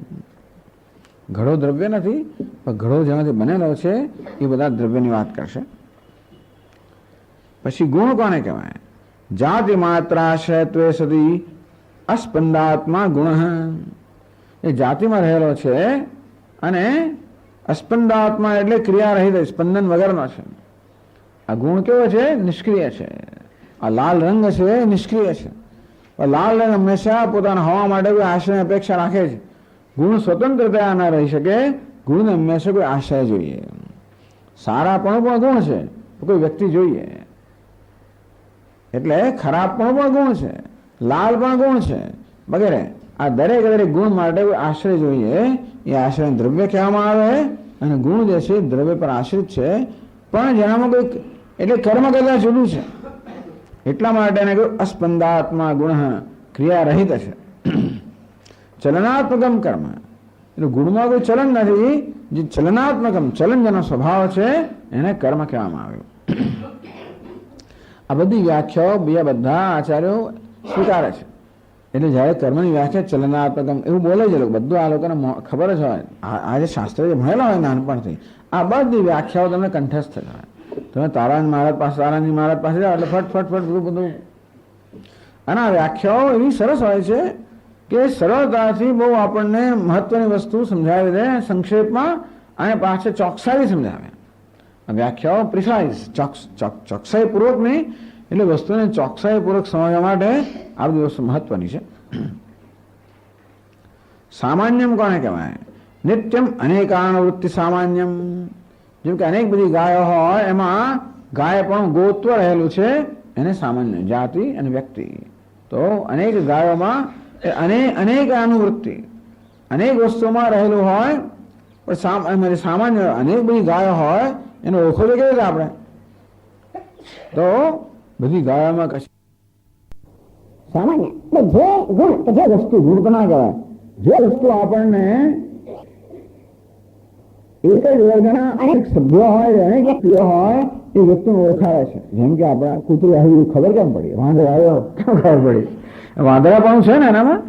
નાનો હતો વાંદરો કહીએ, મોટું હતો વાંદરો કહીએ, લાલ હતો વાંદરો કહીએ, બરોબર. કેટલા બધા હોય, કાન હોય, લાલ મોવાળો હોય, મોટો હોય, લાંબી પૂંછડી હોય, પૂંછડી વગર હોય, ટૂંકી પૂંછડી વાળો હોય, ગોરીલા હોય, ચિંપાંજી હોય, ઓરાંગુટાંગ હોય, બધા હોય. વાંદરો કેવો હોય? કારણ કે કંઈક સામાન્ય છે. એ શું છે તમે કહી નથી શકતા. એ ઇન્દ્રિયો વિષય અતિન્દ્રિય છે સામાન્ય, પણ છતાં એવું છે જે આપણને આ બધી વ્યક્તિમાં રહેલું સમાનતા જણાવે છે. એ સામાન્ય જેવો પદાર્થ કરે. આ 7 પદાર્થ 6 પદાર્થમાં આ સામાન્ય જેવો પદાર્થ જે આપણને જે રહેલો એટલે એનું આ દરેક છે ને આ 7 વસ્તુનું બનેલું, 6 વસ્તુનું બનેલું છે. એમાં સામાન્ય પણ એક વસ્તુ છે અને વિશેષ. તો એક ગાય કરતા બીજી ગાય જુદી છે પણ આપણે ઓળખી પાડીએ. એનું કારણ શું? એમાં કઈ વિશેષતા પણ રહેલી છે. જો કે આ વૈશેષિક લોકો કહે છે નિત્ય દ્રવ્ય માત્ર આશ્રિત વિશેષ. એ લોકો દ્રવ્ય 2 પ્રકારના કહે છે, નિત્ય દ્રવ્ય અને અનિત્ય દ્રવ્ય.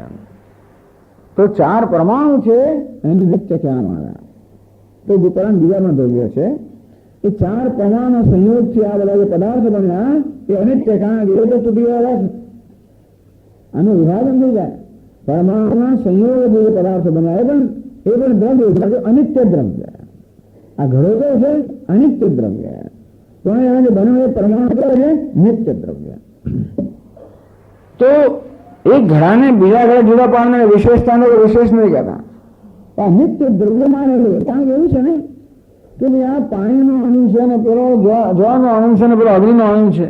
એ બેન અણુ તો આ એક બાજુ એમ કહે છે કે અણુ અતિન્દ્રિય છે, નિર્વિશેષ છે, અને તો એને કેટલા પાડવા? કશું ખાવું જોઈએ જે જળના અણુને પૃથ્વીના અણુથી જુદો પાડે છે, એમનો વિશે. અથવા એક અણુને બીજો અણુ સરખાવે છે તો આ એક આ અણુ છે ને બીજો અણુ છે, ખબર કેમ પડે? એ બેને જુદા પાડનારો છે વિશેષ.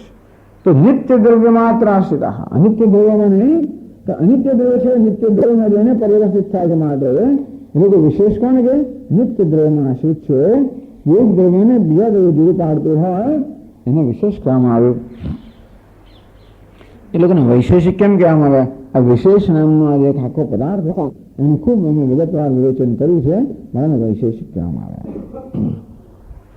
સમવાય પછી નિત્ય સંબંધ. સમવાય આ ભાઈ પદાર્થ કહે છે. આ ગાય કોણ છે ને? ગોત્વ અને ગાય એનો સંબંધ છે ને. આ ગોત્વ ગાયમાં રહેલું છે. બેનો કયો સંબંધ છે? નિત્ય સંબંધ. જ્યાં સુધી ગાય હોય ત્યાં ગોત્વ હોય જ. જે કે માટેનો ઘડો કેવો સંબંધ છે? ઉપાદાન કારણ કાર્ય નિત્ય સંબંધ. ઘડો હોય ત્યાં માટી હોય જ. આ બધા નિત્ય સંબંધ છે. ગુણ અને ગુણી, અંશ અને અંશી, આ બધા જે છે એ બધાને સમવાય કહેવામાં આવ્યો. આ ઘણું અંશ અને અંશી. આ પટ અને પેલા તંતુ તેનો સંબંધ કેવો છે? અંશ અને અંશીનો નિત્ય સંબંધ. કાર્ય અને કારણ. આ માટી કારણ છે, ઘડો કાર્ય સંબંધ કેવો છે? નિત્ય સંબંધ, એને સમવાય કહેવાય. તો આ બધા અનેક બધા સંબંધો નિત્ય સંબંધ છે. અંશ અંશી અને કાર્ય કારણ, પછી ગુણ અને ગુણી. લાલ રંગ છે એના ઘડો છે, એનો સંબંધ કયો છે? સમવાય સંબંધ, કારણ કે નિત્ય સંબંધ છે. આ પ્રકારના નિત્ય સંબંધને સમવાય કહેવામાં આવે. આ 6 પદાર્થનું જગત બનેલું છે એવું કહે છે. એમ લક્ષણ ભેદબિંદાન સત પદાર્થાન કાણાદાહ પ્રચક્ષતે ઇત્યર્થઃ. તો વૈશેષિક લોકો કહે છે કે આ પ્રકારના લક્ષણથી જુદા પડેલા 6 પદાર્થોનું જગત બનેલું છે. આ તત્વ, આ બધું બ્રહ્મ છે. આ બધામાં અસ્થિ ભાતિ ને પ્રિય મહત્વનું એની આ બધી એનો આ ખેલ છે. તો પરમાત્માનો ખેલ છે. કયા ખેલ? 6 પદાર્થના રૂપમાં. 6 નથી, એ લોકો 6 માને છે. એ 6 જુદા માને છે. આપણે શું કહીએ છીએ? આ 6 વાસ્તવમાં એક જ પરમાત્મા રહેલો છે. એ પરમાત્માની આ વિભૂતિ છે. અને માયાની વિભૂતિ કે એમાં એક જોઈ ના શકે પેલા લોકો. તો માયાની પણ વિભૂતિ છે ને કે જે છે એને દેખાડતા એને ઢાંકી દે છે. અને સત્યને ઢાંકનાર અજ્ઞાન કે માયા, સત્ય એક હોવા આ 7 વસ્તુને એ લોકો તત્વ માને છે. હવે આ બધા 6 ના પાસે વિભાગ કરશે. તત્ર દ્રવ્ય વિભાગ, તત્ર દ્રવ્યાને ભિન્નતિ. આપણે આને શું સમજવાનું? આ તો બ્રહ્મની વિભૂતિ એ રીતે સમજવાનું. બીજું ના તો પછીના શ્લોકમાં કહે છે નવદ્રવ્યાણી ભૂતાની દિક્કાલાત્મમનાંસી ચ. આ દ્રવ્ય એક પદાર્થ છે. દ્રવ્ય કેટલા? 9 દ્રવ્ય છે. નવદ્રવ્યાણી, દ્રવ્ય 9 છે. કયા? ભૂતાની. કયા ભૂતાની? પૃથિવ્યાદિની પંચભૂતાની. પૃથ્વી, જળ, અગ્નિ, વાયુ અને આકાશ પંચ મહાભૂત છે. એ દ્રવ્ય કહેવાય. દિક્કાલાત્મનાંસી. આ દેશ, કાળ, આત્મા પણ એમનો દ્રવ્ય છે. અને મન, આ દ્રવ્ય કોને કહેવાય? જે ગુણ ધરાવનારો હોય, જે ક્રિયા ધરાવનારો હોય એને દ્રવ્ય કહેવાય. તો આત્માના 9 ગુણ છે. ઈચ્છા, દ્વેષ, સુખમ, દુઃખમ વગેરે આ બધા આત્માના ગુણ કહેવાય છે. ધર્માધર્મ, પ્રયત્ન, સંસ્કાર આ બધા આત્મામાં રહેલા છે. તો આ રીતે દેશમાં પણ ગુણો રહેલા છે, કાળમાં પણ ગુણો રહેલા છે. દેશમાં કયા ગુણ રહેલા છે? નજીકપણું, દૂરપણું, અપરત્વમ, પરત્વમ. કાળમાં પણ ગુણ રહેલા છે. ભૂત, વર્તમાન, ભવિષ્યપણું. એ પ્રકારે મનમાં પણ ગુણ રહેલા છે બધા. અને તે રીતે આત્મામાં ગુણ રહેલા છે. અને આ પંચમા ભૂતમાં પણ ગુણ રહેલા છે. તો શબ્દ, સ્પર્શ, રૂપ, રસ, ગંધ આ પ્રકારના ગુણ ધરાવનારા. તો આ દ્રવ્યો છે એ ગુણ, એ 24 જે ગુણ છે બધા પાછળ કહે છે એ આ 9 દ્રવ્યોમાં રહેલા છે. દિક્કાલાત્મનાંસી ચત્વારી એતાની 9 દ્રવ્યાણી. ત્યારે આ 9 દ્રવ્યો છે.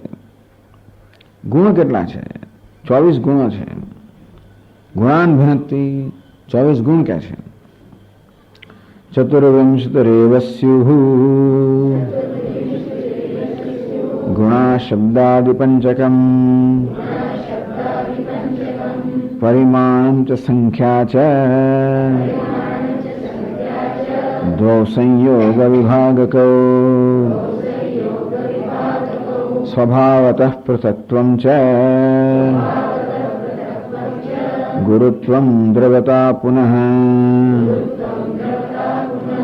પરત્વં ચાપરત્વં ચ સ્નેહ સંસ્કાર ઇત્યપી ધીર્દ્વેષ સુખ દુઃખેચ્છા ધર્માધર્મ પ્રયત્નકાઃ. ચતુર્વિંશ એવ સ્યુઃ ગુણાઃ. 24 જ ગુણો છે. ઓછા પણ નહીં, વધારે પણ નહીં. એની બહુ લાંબી ચર્ચા છે કે તમે 24 ક્યાંથી લાવ્યા ભાઈ? ઓછા પણ કહીને વધારે પણ નહીં. તો કે હા, બાદ જગતનું તમે બરોબર નિરીક્ષણ કરો. અને ત્યારે જે સરળમાં સરળ એમણે જે આખું બધું એનાલિસિસ કર્યું, એટલે કે વિશ્લેષણ કર્યું, એ કેવું કર્યું કે આ બધું જે જટિલ જગત છે એને સરળમાં સરળ ઘટકોમાં વહેંચવા. એનું નામ એનાલિસિસ. વસ્તુને સમજવા માટેના ઘટકોમાં વિભાજિત કરવું. અને ઘટકને સમજીએ એટલે અમારી બનેલા વસ્તુને સમજીએ. આમ જગતને સમજવું, જગતમાં આત્મા પણ આવી જાય. બધાને સમજવા માટે આ દ્રવ્યોને સમજો બરોબર. એટલે તમે બધાને સમજાય બસ એટલે તમને યથાર્થ જ્ઞાન થઈ ગયું. ગુણા ચતુર્વિંશસ્યુ એટલે બહુ જ વિચાર કરીને લોકો 24 ગુણ ઉપર આવ્યા. એથી ઓછા પણ ને વધતા પણ વધારે પણ નહીં. કયા છે? શબ્દાદિ પંચકમ, શબ્દ વગેરે 5 ગુણો. તો ટીકાકાર કહે છે આદિ શબ્દ સ્પર્શ રૂપ રસગંધા ગૃહ્યંતે. શબ્દ સ્પર્શ રૂપ રસગંધ પંચમહાભૂત મહિલા 5 ગુણ છે. આ 5 ગુણ. પરિમાણમ છે, પરિમાણ એટલે માપ. પરિમાણમ અણુ હ્રસ્વમ મહત દીર્ઘમ એટલે ચતુર્વિધમ. આ માપ એ પણ એક ગુણ છે. દરેક પદાર્થ માપ ધરાવે છે. કેવું માપ ધરાવે? અણુ હોય, જેમ પરમાણુ અણુ પણ ધરાવે. હ્રસ્વમ ટૂંકું, દીર્ઘમ લાંબુ, મહત પહોળું વગેરે. લાંબુ, પહોળું, ટૂંકું આ માપ છે. 4 પ્રકારના માપ છે. આપણે કહ્યું પરિમાણમ આ પણ એક ગુણ છે. આમ પદાર્થો માપ ધરાવતા હોય છે. તો કયા પ્રકારનું માપ? અણુ હોય, હ્રસ્વ હોય, દીર્ઘ હોય, મહાવ્યાપક હોય. પછી સંખ્યા એ પણ એક ગુણ છે. 1, 2, 3 આ જે સંખ્યા છે ને એ પણ એક ગુણ કહેવામાં આવે. એનો પદાર્થો ધરાવે એટલે કહીએ કેટલા ભાઈ ઘડા છે? 1 છે સ્વામી. કેમ 1 છે? બસ સંખ્યા. કેટલી દ્રાક્ષ છે? પેલો ગણીને કહે 37 દ્રાક્ષ છે. ચાલો તો સંખ્યા. આ સંખ્યા પણ એક પદાર્થો ધરાવે છે. આ ગુણ પદાર્થો સંખ્યાનો ગુણ ધરાવે છે. જે પરથી આપણે કેટલા છે નક્કી નિર્ણય કરી શકીએ છીએ ને. સંખ્યાનો ગુણ ના હોત તો તમે ખબર ના પડે કેટલા છે ના કહી શક્યા હોત ને. તો ઘડિયા બળિયા હોત જ નહીં. પછી તો સંખ્યા એ પણ એક ગુણ છે. એકત્વાદ લક્ષણ. મૂળ સંખ્યા એક જ છે. એમાંથી બધી સંખ્યાઓ બનેલી છે પણ એ પણ એક ગુણ છે. દો સંયોગ વિભાગ કહું. આ સંયોગ વિભાગમાં બે ગુણ છે. સંયોગ વિભાગ છે દ્વૌ.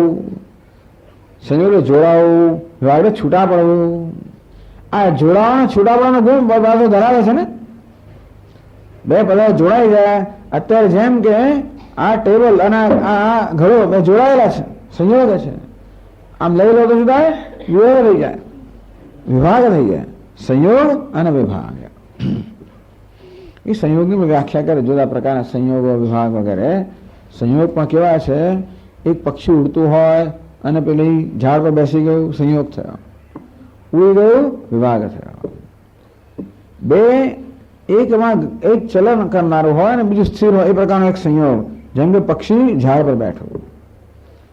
બીજું ઘણી વાર બે વસ્તુ ચલન કરવાનો સંયોગ હોય. જેમ બે દળતા આવીને સંયુક્ત થઈ જાય, એવો પણ એક સંયોગ છે. અને બીજો ત્રીજો કયો સંયોગ? કશીક વસ્તુ દ્વારા સંયોગ. જેમ કે અત્યારે મારી પાસે પેન હોય, ધારો કે લખતો હોઉં તો મારા હાથને ટેબલનો સંયોગ પેન દ્વારા થયો. આ પ્રકારે બધી દરેક વસ્તુનું વિશ્લેષણ સરસ કરેલું છે. આ સંયોગમાં એક પદાર્થ છે, એટલે આ એક ગુણ છે. એ ગુણ ના ધરાવનાર તો વસ્તુ ભેગી જ ના થાત ને. વસ્તુ તમે ટેબલ ક્લોથ પાથરી કેમ શકો? બેનો સંયોગ થાય ત્યારે જ ને. એ સંયોગ થયેલો ગુણ ધરાવતા હોવાને કારણે આ બે વસ્તુઓ. અને ભાઈ યોગ જે સ્વતંત્ર છે અને બે સાથે આવેલી એને સંયોગ કહેવાય. જેથી વળી પછી છૂટીમાં પડી જાય અને પછી વિભાગ કહેવાય. દરેક વસ્તુ વિભાગનો પણ એક ગુણ ધરાવે છે, તો જુદી પડે ને પછી જુદી પડે જ નહીં. સંયોગ વિભાગ કહું. સ્વભાવ તો પૃથક્ત્વ, જુદાપણાનો ગુણ પદાર્થો ધરાવે છે. પૃથક વ્યવહાર અસાધારણ કારણ દ્રવ્યગતમ. કે ભાઈ આ પૃથ્વીનો અણુ છે, આ જળનો છે, આ ઘડો છે, આ વસ્ત્ર છે. એ ક્યારે નક્કી કરે? ઘડો વસ્ત્ર કરતા જુદાપણું ધરાવે છે. પૃથકનું જુદાપણું. સોપી એકો ગુણ, એ પણ એક ગુણ છે. પૃથક્ત્વ એ પણ ગુણ છે. જે એક પદાર્થને બીજા કરતા જુદો પાડે એ પૃથક્ત્વ, જુદાપણું એ પણ ગુણ છે. સ્વભાવતઃ પૃથક્ત્વમ ઉપાધિકમ પૃથક્ત્વમ. એટલે કે સ્વભાવતઃ પૃથક્ત્વમ. તો સ્વભાવ અધિકાવાક બે વધારે શબ્દ કેમ વાપરે આપે? અધિક આલાપ આકાશાદય ઉપાધિ પ્રયુક્ત ભેદવતોપી ન સ્વપ્રતિયોગે ભેદાંતરમસ્તિ દર્શયિતુમ. એક ઘટાકાશ હોય, પટાકાશ, મઠાકાશ, ઉપાધિને કારણે ભેદ જન્મનો છે, પણ સ્વભાવતઃ ભેદ નથી. એટલે આ સ્વભાવથી જે ભેદ હોય. આ આકાશ છે, આ વાયુ છે, કેમ ખબર પડી? કારણ કે આકાશમાં જુદાપણું છે, વાયુમાં જુદાપણું છે, અગ્નિમાં જુદાપણું છે. આ રીતે પદાર્થને સ્વભાવથી એક પદાર્થ સ્વભાવ અને બીજાનો સ્વભાવ જુદા પાડનારો છે અને પૃથક્ત્વ એટલે જુદાપણું કહેવામાં આવ્યું પૃથક્ત્વ. પછી ગુરુત્વમ એટલે ગુરુત્વમ એટલે શું? વજનદારપણું એવું ગુરુત્વ. ગુરુત્વ દ્રવત્વે પ્રસિદ્ધ. તો જેને કારણે વસ્તુ નીચે પડે છે એને ગુરુત્વ કહેવામાં આવ્યું. જેને કારણે વસ્તુ પદાર્થ વહે છે એને દ્રવત્વ કહેવામાં આવ્યું. જેમ હવા વહે છે, પાણી વહે છે, શેને કારણે? દ્રવત્વ. આંસુ વહે છે, દ્રવત્વ. ગુરુત્વ વસ્તુ પડી નીચે એટલે કહેવાય ગુરુત્વ. એટલે કે હેવીનેસ, વજનદારપણું. દરેક પદાર્થમાં ગુરુત્વ આવે છે ને, જેને કારણે પદાર્થ નીચે પડે. જોયું બધા વસ્તુ નીચે પડે છે, એનું કારણ શું? પદાર્થ બધા છોડે તો નીચે પડે છે. કઈ વસ્તુ નીચે પાડનારી છે? ગુરુત્વ. આમ પદાર્થો ગુરુત્વ નામનો ગુણ ધરાવે છે. કેટલાક પદાર્થો વહે છે, કેમ? તો કે દ્રવત્વ નામનો વહેવા પણ એવો પણ ગુણ ધરાવે છે. બધા પદાર્થો બધા ગુણ ના ધરાવે. એટલે કે આકાશમાં ગુરુત્વ ના હોય, વાયુમાં ગુરુત્વ ના હોય, અગ્નિમાં ગુરુત્વ ના હોય, પૃથ્વીમાં હોય, જળમાં હોય, અને પૃથ્વીમાં દ્રવત્વ ના હોય, વહેવા પણ ના હોય તો વાયુમાં હોય, જળમાં હોય. એ પ્રકારે એટલે ગુરુત્વમ, દ્રવત્વમ, પરત્વમ છે, અપરત્વમ છે. દો ગુણો. પર એટલે દૂર, અપર એટલે નજીક. આ દૂર નજીક પણ બે પ્રકારની હોય.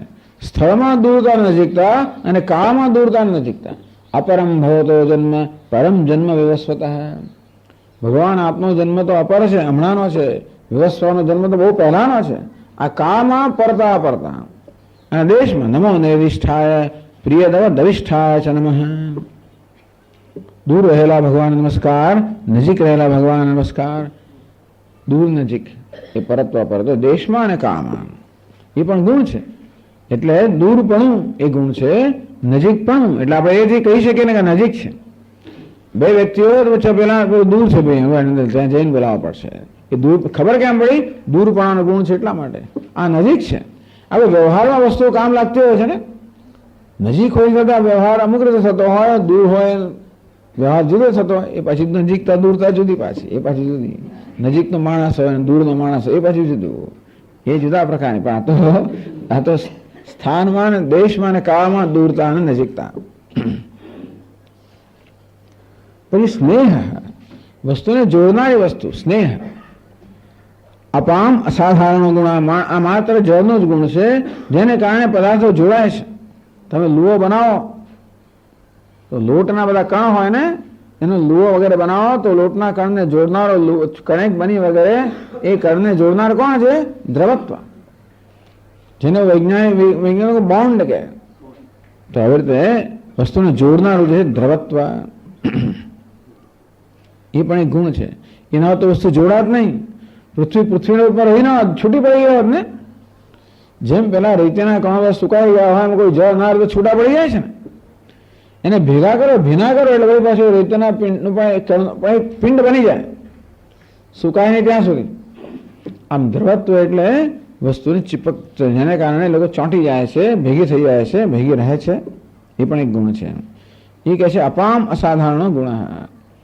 એ સ્નેહ. આમ તો ઘી વગેરેની અંદર ચિકાશ જે હોય છે ને, એ પણ સ્નેહ કહેવાય. એ પણ જોડનારી વસ્તુ છે. પણ એ કહે છે, એ લોકો એમ કહે છે કે જળનો જ અસાધારણ ગુણ છે.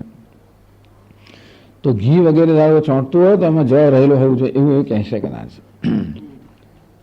પછી બીજો ગુણ કયો? સંસ્કાર. એ પણ એક ગુણ છે. સંસ્કાર સંસ્કારાખ્ય ગુણ અપર.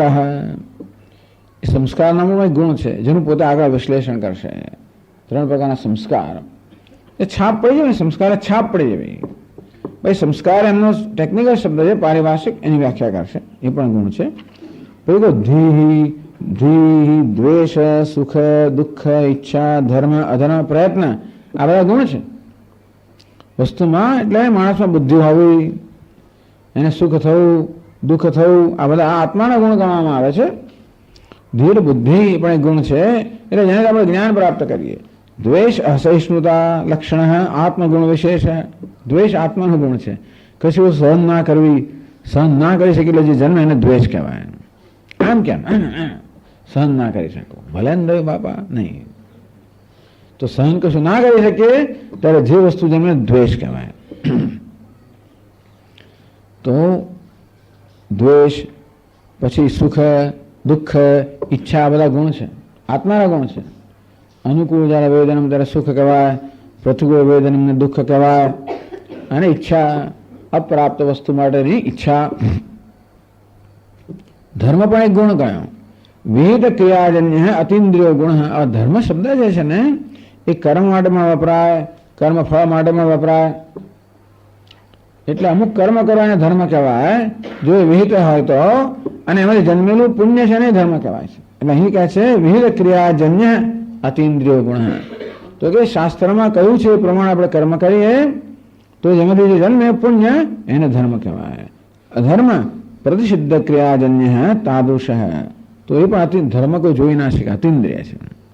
પુણ્ય કોઈ જોવાની વસ્તુ નથી, ઇન્દ્રિયોથી અનુભવવાની વસ્તુ નથી, એ શાસ્ત્રનું પ્રમાણ બની રહે. તેમ પાપ પણ એવું જ છે.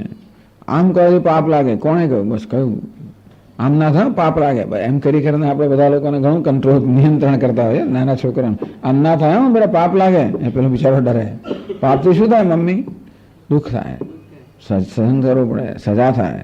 તો માં નહીં જોઈએ, કોઈ દુઃખ ના જોઈએ. પાપ લાગે. હા, સ્વામીજીને આમ ના કહેવાય, ફલું આમ ના થાય, અહીં ના બેસાય, ત્યાં ના જવાય, પાપ લાગે. આવું કહ્યું એટલે બસ કોઈ જોયું નથી. પુણ્ય ને પાપ અતિન્દ્રિય છે, શાસ્ત્ર પ્રમાણે છે. એના માટે પ્રયત્ન, પ્રયત્ન આપણે જાણીએ છીએ, ઉત્સાહ અને પ્રયત્ન કહો. તો આ પ્રકારે એવી ચતુર્વિંશતિ ગુણા, આ પ્રકારે 24 ગુણો ગણાવે છે લોકો. એ લોકો 6 પદાર્થ ગણાવે છે. એમાં દ્રવ્ય પહેલો પદાર્થ થયો, 9 પ્રકારના દ્રવ્યો ગણાવ્યા, પંચમહાભૂત, દેશ, કાળ, આત્મા અને મન, અને 24 ગુણ ગણાવ્યા. હવે કાલે પૂછીશું કયા કયા ગુણ છે જરા લોકોને જરા આપણે તો એક્સરસાઇઝ આપીએ તો મજા આવે. કયા કયા ગુણ છે બોલી જા. ચાલો પહેલાના મહાત્મા ક્લાસમાં ના આવવા દે, પછી આગળના દિવસનો પાઠ જો તૈયાર ના કર્યો હોય તો પછી તમને બીજા દિવસના પાઠમાં આવવા ના દે. પૂછે ગઈકાલની વસ્તુ તૈયાર છે, નહીં તો બધું ઉપર જતું જ નહીં. તો આપણે તો એવું છે ને, કોરાને કોરા જ આવે એવો જ છે, કોઈ પૂછનારું નથી. અને તેથી આગળનો પાઠ ભણ્યા કે નહીં, જાણ્યો કે નહીં, સાંભળ્યો કે નહીં, પહેલા તો પછી ગ્રહણ થયો કે નહીં. તો કારણ કે પછીનો પાઠ આપણે આપીએ તો અર્થ શું? આગળનો પાઠ જો અંદર મનમાં ન હોય તો પછીનો પાઠનો અર્થ ના રહે. એટલે જૂના જમાનાના મહાત્માઓ તો પહેલા આગળનો પાઠ છે બધા પહેલા નક્કી કરે કે શું શું આવડે છે કે નહીં બરોબર, પછી આગળ. નહીં તો ઘેર જાય, કાલે આવશે, તૈયાર કરીને આવશે, એમ પણ કહી દે, કોઈ પ્રકારના સંકોચ વગેરે. નહીં તો ના કહે તો પછી કહે આ તો ચાલે, એટલે એમ કહે ચાલે નહીં, ચાલે વાલે નહીં. એવું એ નથી જોકે, પણ છતાં આમ 24 ગુણો કયા. દ્રવ્ય કેટલા છે? પદાર્થ કેટલા છે? ગુણ કેટલા છે? ઓલરાઈટ, ચાલો આવડી ગયું.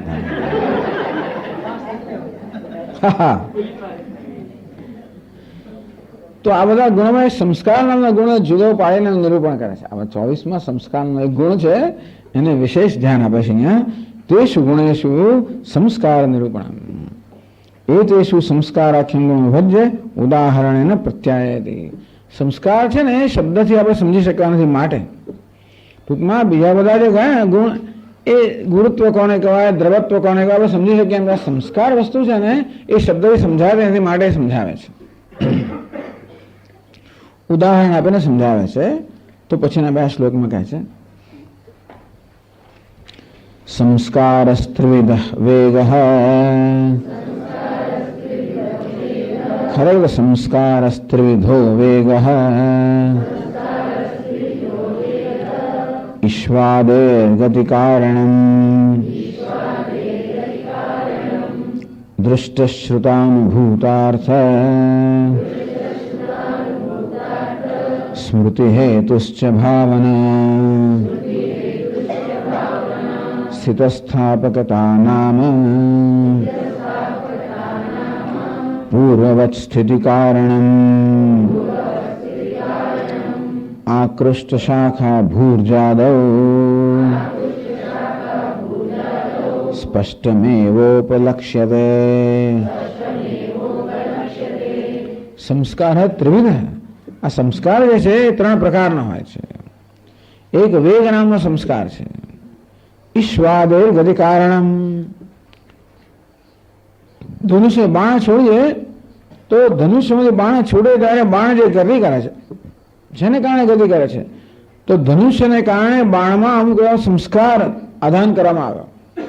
આ ધનુષ્ય જે છે એ બાણમાં અમુક એવા સંસ્કાર મૂકે છે અને કારણે બાણ આગળ જાય છે. કયો સંસ્કાર? એ વેગ નામનો સંસ્કાર છે. આ ધનુષ્ય છે બાણમાં વેગ નામનો સંસ્કાર. સંસ્કાર એટલે અંકિત કરવો. તો બાણની અંદર આ વેગ નામનો એક સંસ્કાર અંકિત કરે છે, સ્થાપિત કરે છે, આધાન કરે છે, પ્રદાન કરે છે. અને તેથી પેલો જે બાણ છે એ ગતિ કરે છે. કહ્યું ઈશ્વાદેર ગતિ કારણમ. ઈશ્વાદે બાણ વગેરેની ગતિનું જે કારણ છે કશી વસ્તુને વેગ નામનો એક સંસ્કાર છે. કોઈ પદાર્થને આપણે આમ ફેંકી જાય, આપણે આમ ફેંકીએ એટલે એને વેગ નામનો સંસ્કારને પ્રદાન કરીએ છીએ. એટલે પદાર્થમાં આવી રીતે ગતિ કારણમ, પદાર્થની ગતિ જે છે ને એનું કારણ જે છે એનું નામ વેગ એક સંસ્કાર છે. એ સંસ્કાર ના હોય તો ગતિ ના થાય. પછી હાથ આમ ઊંચો થતો નથી. ક્યાંય થાય વેગ નામનો સંસ્કાર છે, આમ ઊંચો કરીએ હાથ, વેગ નામનો સંસ્કાર આપી શકીએ તો ઊંચો થાય, ગતિ થાય. પગ પણ ચાલે ક્યારે? ગતિ હોય ત્યારે. વેગ ગતિ ક્યારે? વેગ જ્યારે હોય ત્યારે. વેગ નામનો મોમેન્ટમ, એટલે બધું મોમેન્ટમ પ્રદાન કરવામાં આવ્યું. બીજો સંસ્કાર ભાવના. દૃષ્ટ શ્રુતાનુભૂતાર્થ સ્મૃતિ હેતુશ્ચ ભાવના. દૃષ્ટ જે આપણે જોયેલું છે, શ્રુત એટલે સાંભળેલું છે, અનુભૂત અનુભવેલું છે. જોયેલું હોય, સાંભળેલું હોય અને અનુભવેલું હોય એ ભૂતકાળમાં જોયેલું પણ એટલે ભૂતકાળમાં બધા પાસ્ટ પાર્ટિસિપલ છે. દુષ્ટ, શ્રુત, અનુભૂત એટલે ભૂતકાળમાં જોયેલું હોય, સાંભળેલું, અનુભવેલું હોય એને આપણે વર્તમાનમાં જ્યારે એનું સ્મરણ થાય, શેને કારણે થાય છે? કે જે જોયેલું છે, સાંભળેલું છે, અનુભવેલું છે આપણે એમાં સંસ્કાર અંકિત કરી જાય છે. એ સંસ્કાર જે અભિવ્યક્ત થાય ત્યારે એનું સ્મરણ થાય. એટલે જોયેલું, સાંભળેલું, અનુભવેલું જે છે એના સ્મરણ માટે જે કારણભૂત છે એને ભાવના કહેવામાં આવી. તો ભાવના નામના બીજો સંસ્કાર જે સ્મૃતિ, સ્મરણ માટે જવાબદાર છે. આ ભાવના શબ્દના ભિન્ન ભિન્ન અર્થ થાય છે, પણ અહીંયા ભાવનાનો અર્થ કરવામાં આવે. તો ટીકાકાર ધનુર્મુક્ત સ્વાદ ગતિ કારણ વેગાખ્ય સંસ્કાર અત્યર્થ. ધનુષ્યમાંથી મુક્ત થયેલો જે ઈશ્વર કે બાણ છે એની ગતિનું જે કારણ છે એ ગુણ જ છે. વેગ નામનો જે ગુણ છે ને સંસ્કાર કહેવામાં આવ્યો. ધનુર્મુક્ત ઈશ્વર ઇત્યર્થ. દુષ્ટમિત અનુમાન ઉપલક્ષણ. ટૂંકમાં આપણે જોયેલું હોય, સાંભળેલું હોય, અનુમાન કરેલું હોય, બધા દ્વારા અનુભવ કરેલો હોય, પ્રત્યક્ષ વગેરે એના જે સંસ્કાર પડી ગયેલા હોય ભાવના, એને ભાવના નામનો સંસ્કાર કહે છે, જેને કારણે વસ્તુનું આપણને સ્મરણ થાય. અને ત્રીજું એટલે કહે છે દૃષ્ટ શ્રુતાભ્યામ અનુભૂતાર્થ વિષય સ્મૃતિ હેતુ ગુણો ભાવના ઇત્યર્થ. જોયેલું છે, સાંભળેલું છે, અનુભૂતાભ્યામ એ રીતે જે અનુભવ થયેલો છે એ પદાર્થની સ્મૃતિનો જે હેતુ છે એ ભાવના, એ બીજો સંસ્કાર છે. અને સ્થિતિસ્થાપકતાનો ત્રીજો સંસ્કાર છે. વસ્તુમાં સંસ્કાર છે માટે પોતાની મૂળ સ્થિતિમાં પાછું આવે છે. સ્થિતિસ્થાપકતાનામાં પૂર્વ સ્થિતિ કારણમ. પહેલાની સ્થિતિને પ્રાપ્ત કરવી. દરેક કોઈ પદાર્થમાં આ પ્રકારનો ગુણ હોય જેને કારણે પહેલાની સ્થિતિ પ્રાપ્ત કરે. આમ સ્પ્રિંગને ખેંચીએ આપણે, છોડી દઈએ એટલે પોતાની સ્થિતિ પ્રાપ્ત કરે ને. સ્થિતિસ્થાપકતા આપણે આ સ્કૂલમાં આવી ગયેલું છે બધું. તો સ્પ્રિંગની અંદર આ જાતનો એક સંસ્કાર હોય છે. કયો? સ્થિતિસ્થાપકતા નામનો સંસ્કાર છે. કારણે એ પોતાની પહેલાની ગતિ સ્થિતિ પ્રાપ્ત કરે. અહીં આકૃષ્ટ શાખા. આ ઝાડની એક શાખા હોય, ડાળી હોય ને આપણે ખેંચીએ તો એ પછી પોતાની સ્થિતિ છોડી દઈએ એટલે પછી પહોંચી જાય ત્યાં. ઝાડની ડાળી ખેંચીએ, ઉપર પેલું ફળ હોય એ લેવા માટે ખેંચીએ તો એ ફળ છોડી દઈએ પોતાની મૂળ સ્થિતિમાં પહોંચી જાય. શેને કારણે? સ્થિતિસ્થાપકતાનો ગુણ છે એટલા માટે. ભૂળ જાદવ. આ ભોજપત્ર જે કૂતરાની પૂંછડી ધરાવે તો સીધી કરીએ વળી પાછી વળી જાય. કેમ છે? સંસ્કારને કારણે. એટલે સ્થિતિસ્થાપકતા કહેવાય. અહીંયા ભોજપત્ર, આ ભોજપત્ર છે ને પેલું વળેલું હોય ને ઘણી સીધું હોય પાછું વળી જાય. પેલા કેલેન્ડર આવતા હોય છે ને ઘણી વાર એવા વાયેલા હોય છે, ગમે તો વળી જાય પાછું. એને સ્થિતિસ્થાપકતાનો સંસ્કાર કહે છે, જેને કારણે પોતાની મૂળ સ્થિતિને પ્રાપ્ત કરાય. સ્પષ્ટમેવ ઉપલક્ષ્યતે, એટલે આ સ્પષ્ટ આપણે જોઈ શકતા હોઈએ છીએ કે ઘણા પદાર્થોમાં સ્થિતિસ્થાપકતા નામનો ગુણ હોય છે. કેટલાકમાં ભાવના નામનો ગુણ હોય છે, કેટલાકમાં વેગ નામનો ગુણ હોય છે. આ ત્રણેય ગુણ મળીને સંસ્કાર નામનો ગુણ બને. એટલે સંસ્કાર આ ત્રણ પ્રકારના હોય છે. થોડું કવર થઈ જાય ને બરોબર આપો એટલે. ઓમ પૂર્ણમદ પૂર્ણમિદમ પૂર્ણાત પૂર્ણમુદચ્યતે પૂર્ણસ્ય પૂર્ણમાદાય પૂર્ણમેવાવશિષ્યતે. ઓમ શાંતિ શાંતિ શાંતિ.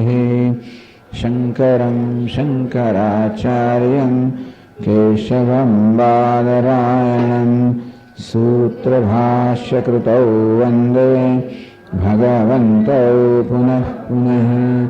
ઈશ્વરો ગુરુરાત્મેતિ મૂર્તિભેદવિભાગિને વ્યોમવદ્વ્યાપ્તદેહાય દક્ષિણામૂર્તયે નમઃ. ઓમ શાંતિ શાંતિ શાંતિ. હરિ ઓમ. શ્રી ગુરુભ્યો નમઃ. હરિ ઓમ. મિત્રશં વરુણઃ શન્નો ભવત્વર્યમા શન્ન ઇન્દ્રો બૃહસ્પતિઃ શન્નો વિષ્ણુરુક્રમઃ.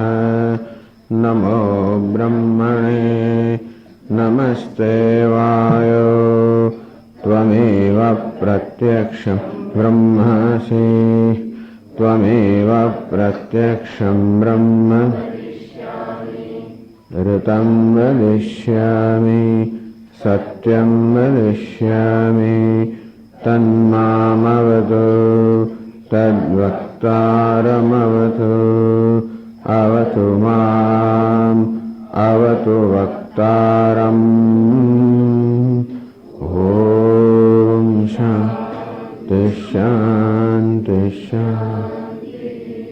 ઓમ સહનાવવતુ સહનૌ ભુનક્તુ સહ વીર્યં કરવાવહૈ તેજસ્વિનાવધીતમસ્તુ મા વિદ્વિષાવહૈ. ઓમ શાંતિ શાંતિ શાંતિ. ઓમ પૂર્ણમદઃ પૂર્ણમિદં પૂર્ણાત પૂર્ણમુદચ્યતે પૂર્ણસ્ય પૂર્ણમાદાય પૂર્ણમેવાવશિષ્યતે. ઓમ શાંતિ શાંતિ શાંતિ. શ્રુતિસ્મૃતિપુરાણાનાં આલયં કરુણાલયં ભગવત્પાદં શંકરં લોકશંકરં શંકરં શંકરાચાર્યં કેશવં બાદરાયણં સૂત્રભાષ્યકૃતૌ વંદે ભગવन्तૌ પુનઃ પુનઃ. ઈશ્વરો ગુરુરાત્મેતિ મૂર્તિભેદવિભાગિને વ્યોમવદ્વ્યાપ્તદેહાય દક્ષિણામૂર્તયે નમઃ. મૌનવ્યાખ્યા પ્રકટિતપરબ્રહ્મતત્ત્વં યુવાનં વસિષ્ઠાન્તે વસદસि ગણૈરાવૃतं બ્રહ્મનિષ્ઠૈः આચાર્યેન્દ્રં કરકલિતચિન્मुद्रमानन्दरूपं स्वात्मा रामं मुदितवदनं दक्षिणामूर्तये मूर्तिमीडे मङ्गलं दिशतु मे विनायको मङ्गलं दिशतु मे सरस्वती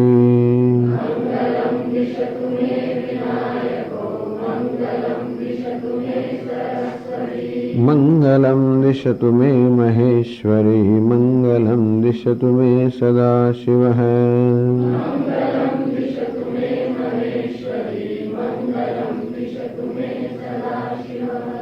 विश्वं दर्पणदृश्यमाननगरे तुल्यं निजान्तर्गतं पश्यन्नात्मनि मायया बहिर्भूतं यथा निद्रया यः साक्षात् कुरुते प्रबोधसमये स्वात्मानमेवाद्वयम् तस्मै श्रीगुरुमूर्तये नमः श्रीदक्षिणामूर्तये बीजस्यान्तरिवाङ्कुरौ जगदिदं प्राङ्निर्विकल्पं पुनः मायाकल्पितदेशकालकलना वैचित्र्यचित्रीकृतम् मायावीव विजृम्भयत्यभिमः योगी वयस्वेच्छया तस्मै श्रीगुरुमूर्तये नमः श्रीदक्षिणामूर्तये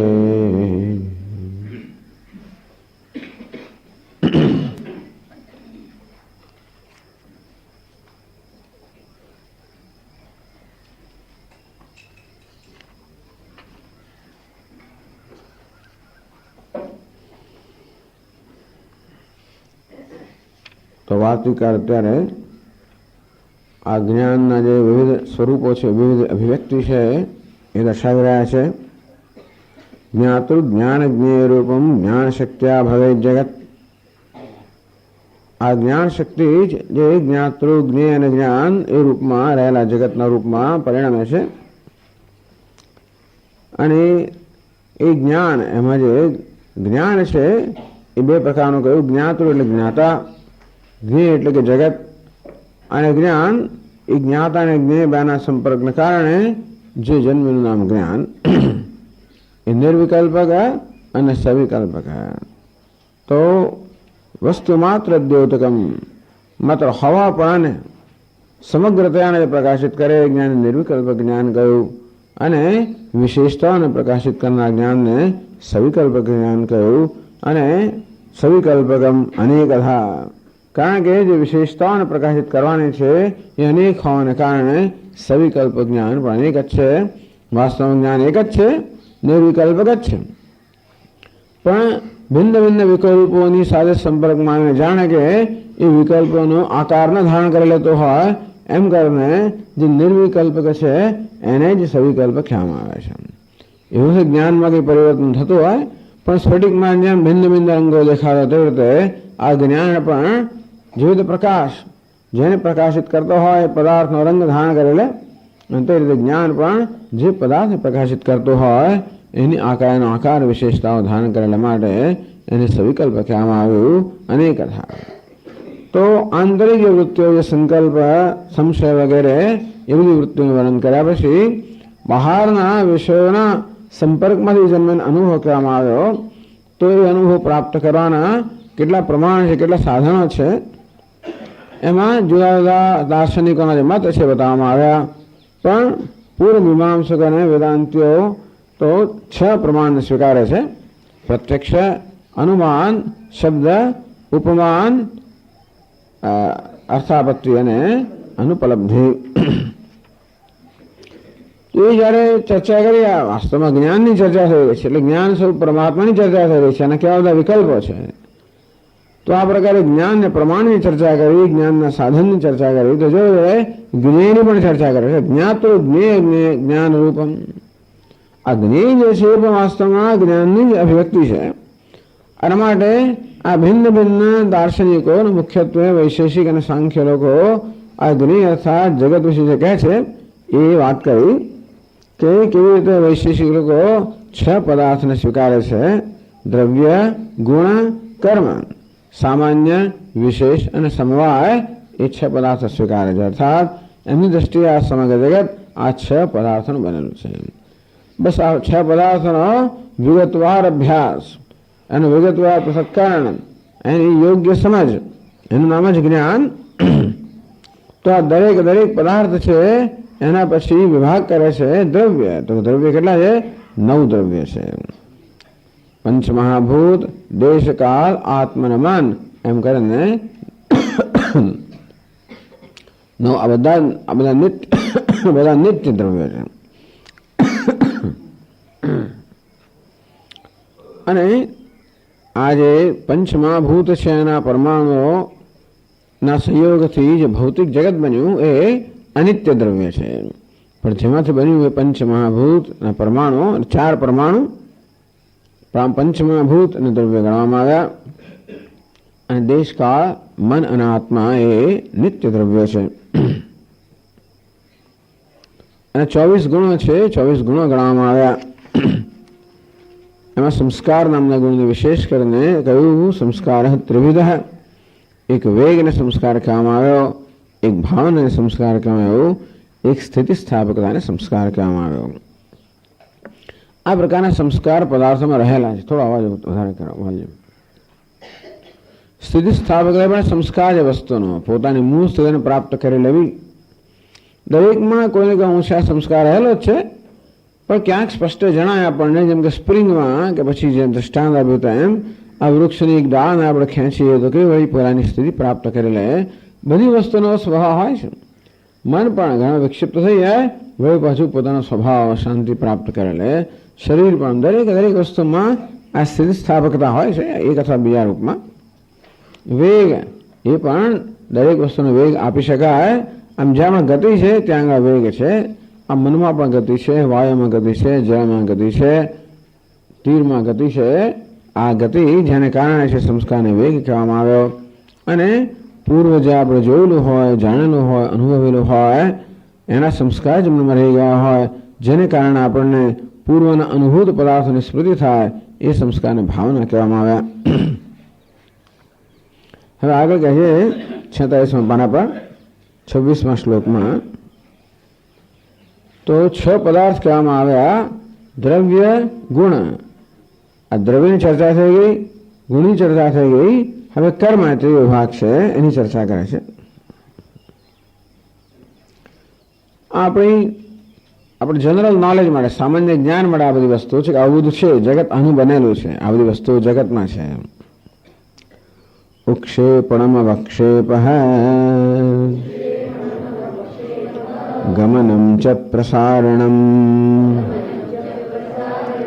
આકુંચનમિતિ પ્રાહુઃ કર્મ પંચવિધમ બુધાઃ.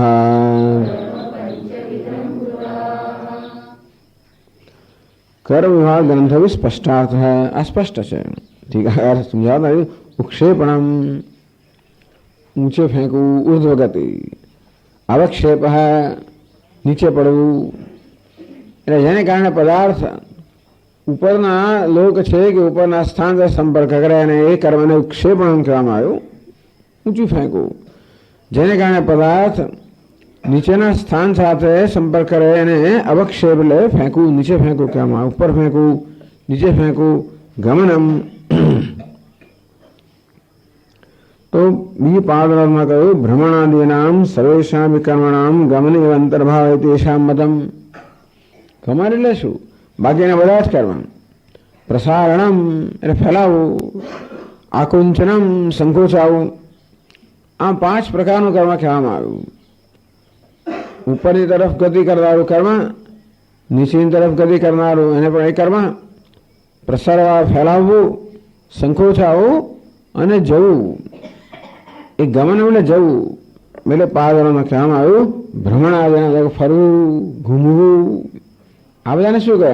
આ બધાનો ગમનમાં સમાવેશ કરી લેવામાં આવ્યો.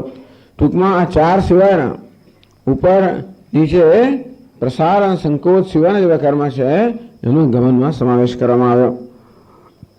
કર્મ પંચવિધમ બુધાઃ પ્રાહુઃ. આ પ્રકારે બુદ્ધિમાન લોકો, વિદ્વાનો વૈશેષિકના વિદ્વાનો કહે છે કે કર્મ આ પ્રકારે 5 પ્રકારનું છે. એટલે બોલવું, ચાલવું, ને ખાવું, ને પીવું, બધું ગમનમાં જ આવ્યું છે. એટલે બાકીનું જે કર્મ છે, બધી કર્મેન્દ્રિય, બીજું બધું કર્મ છે, બધું કોઈ રીતે ગમનમાં આપણે એને ગમનમાં સમાવી લેવું પડે.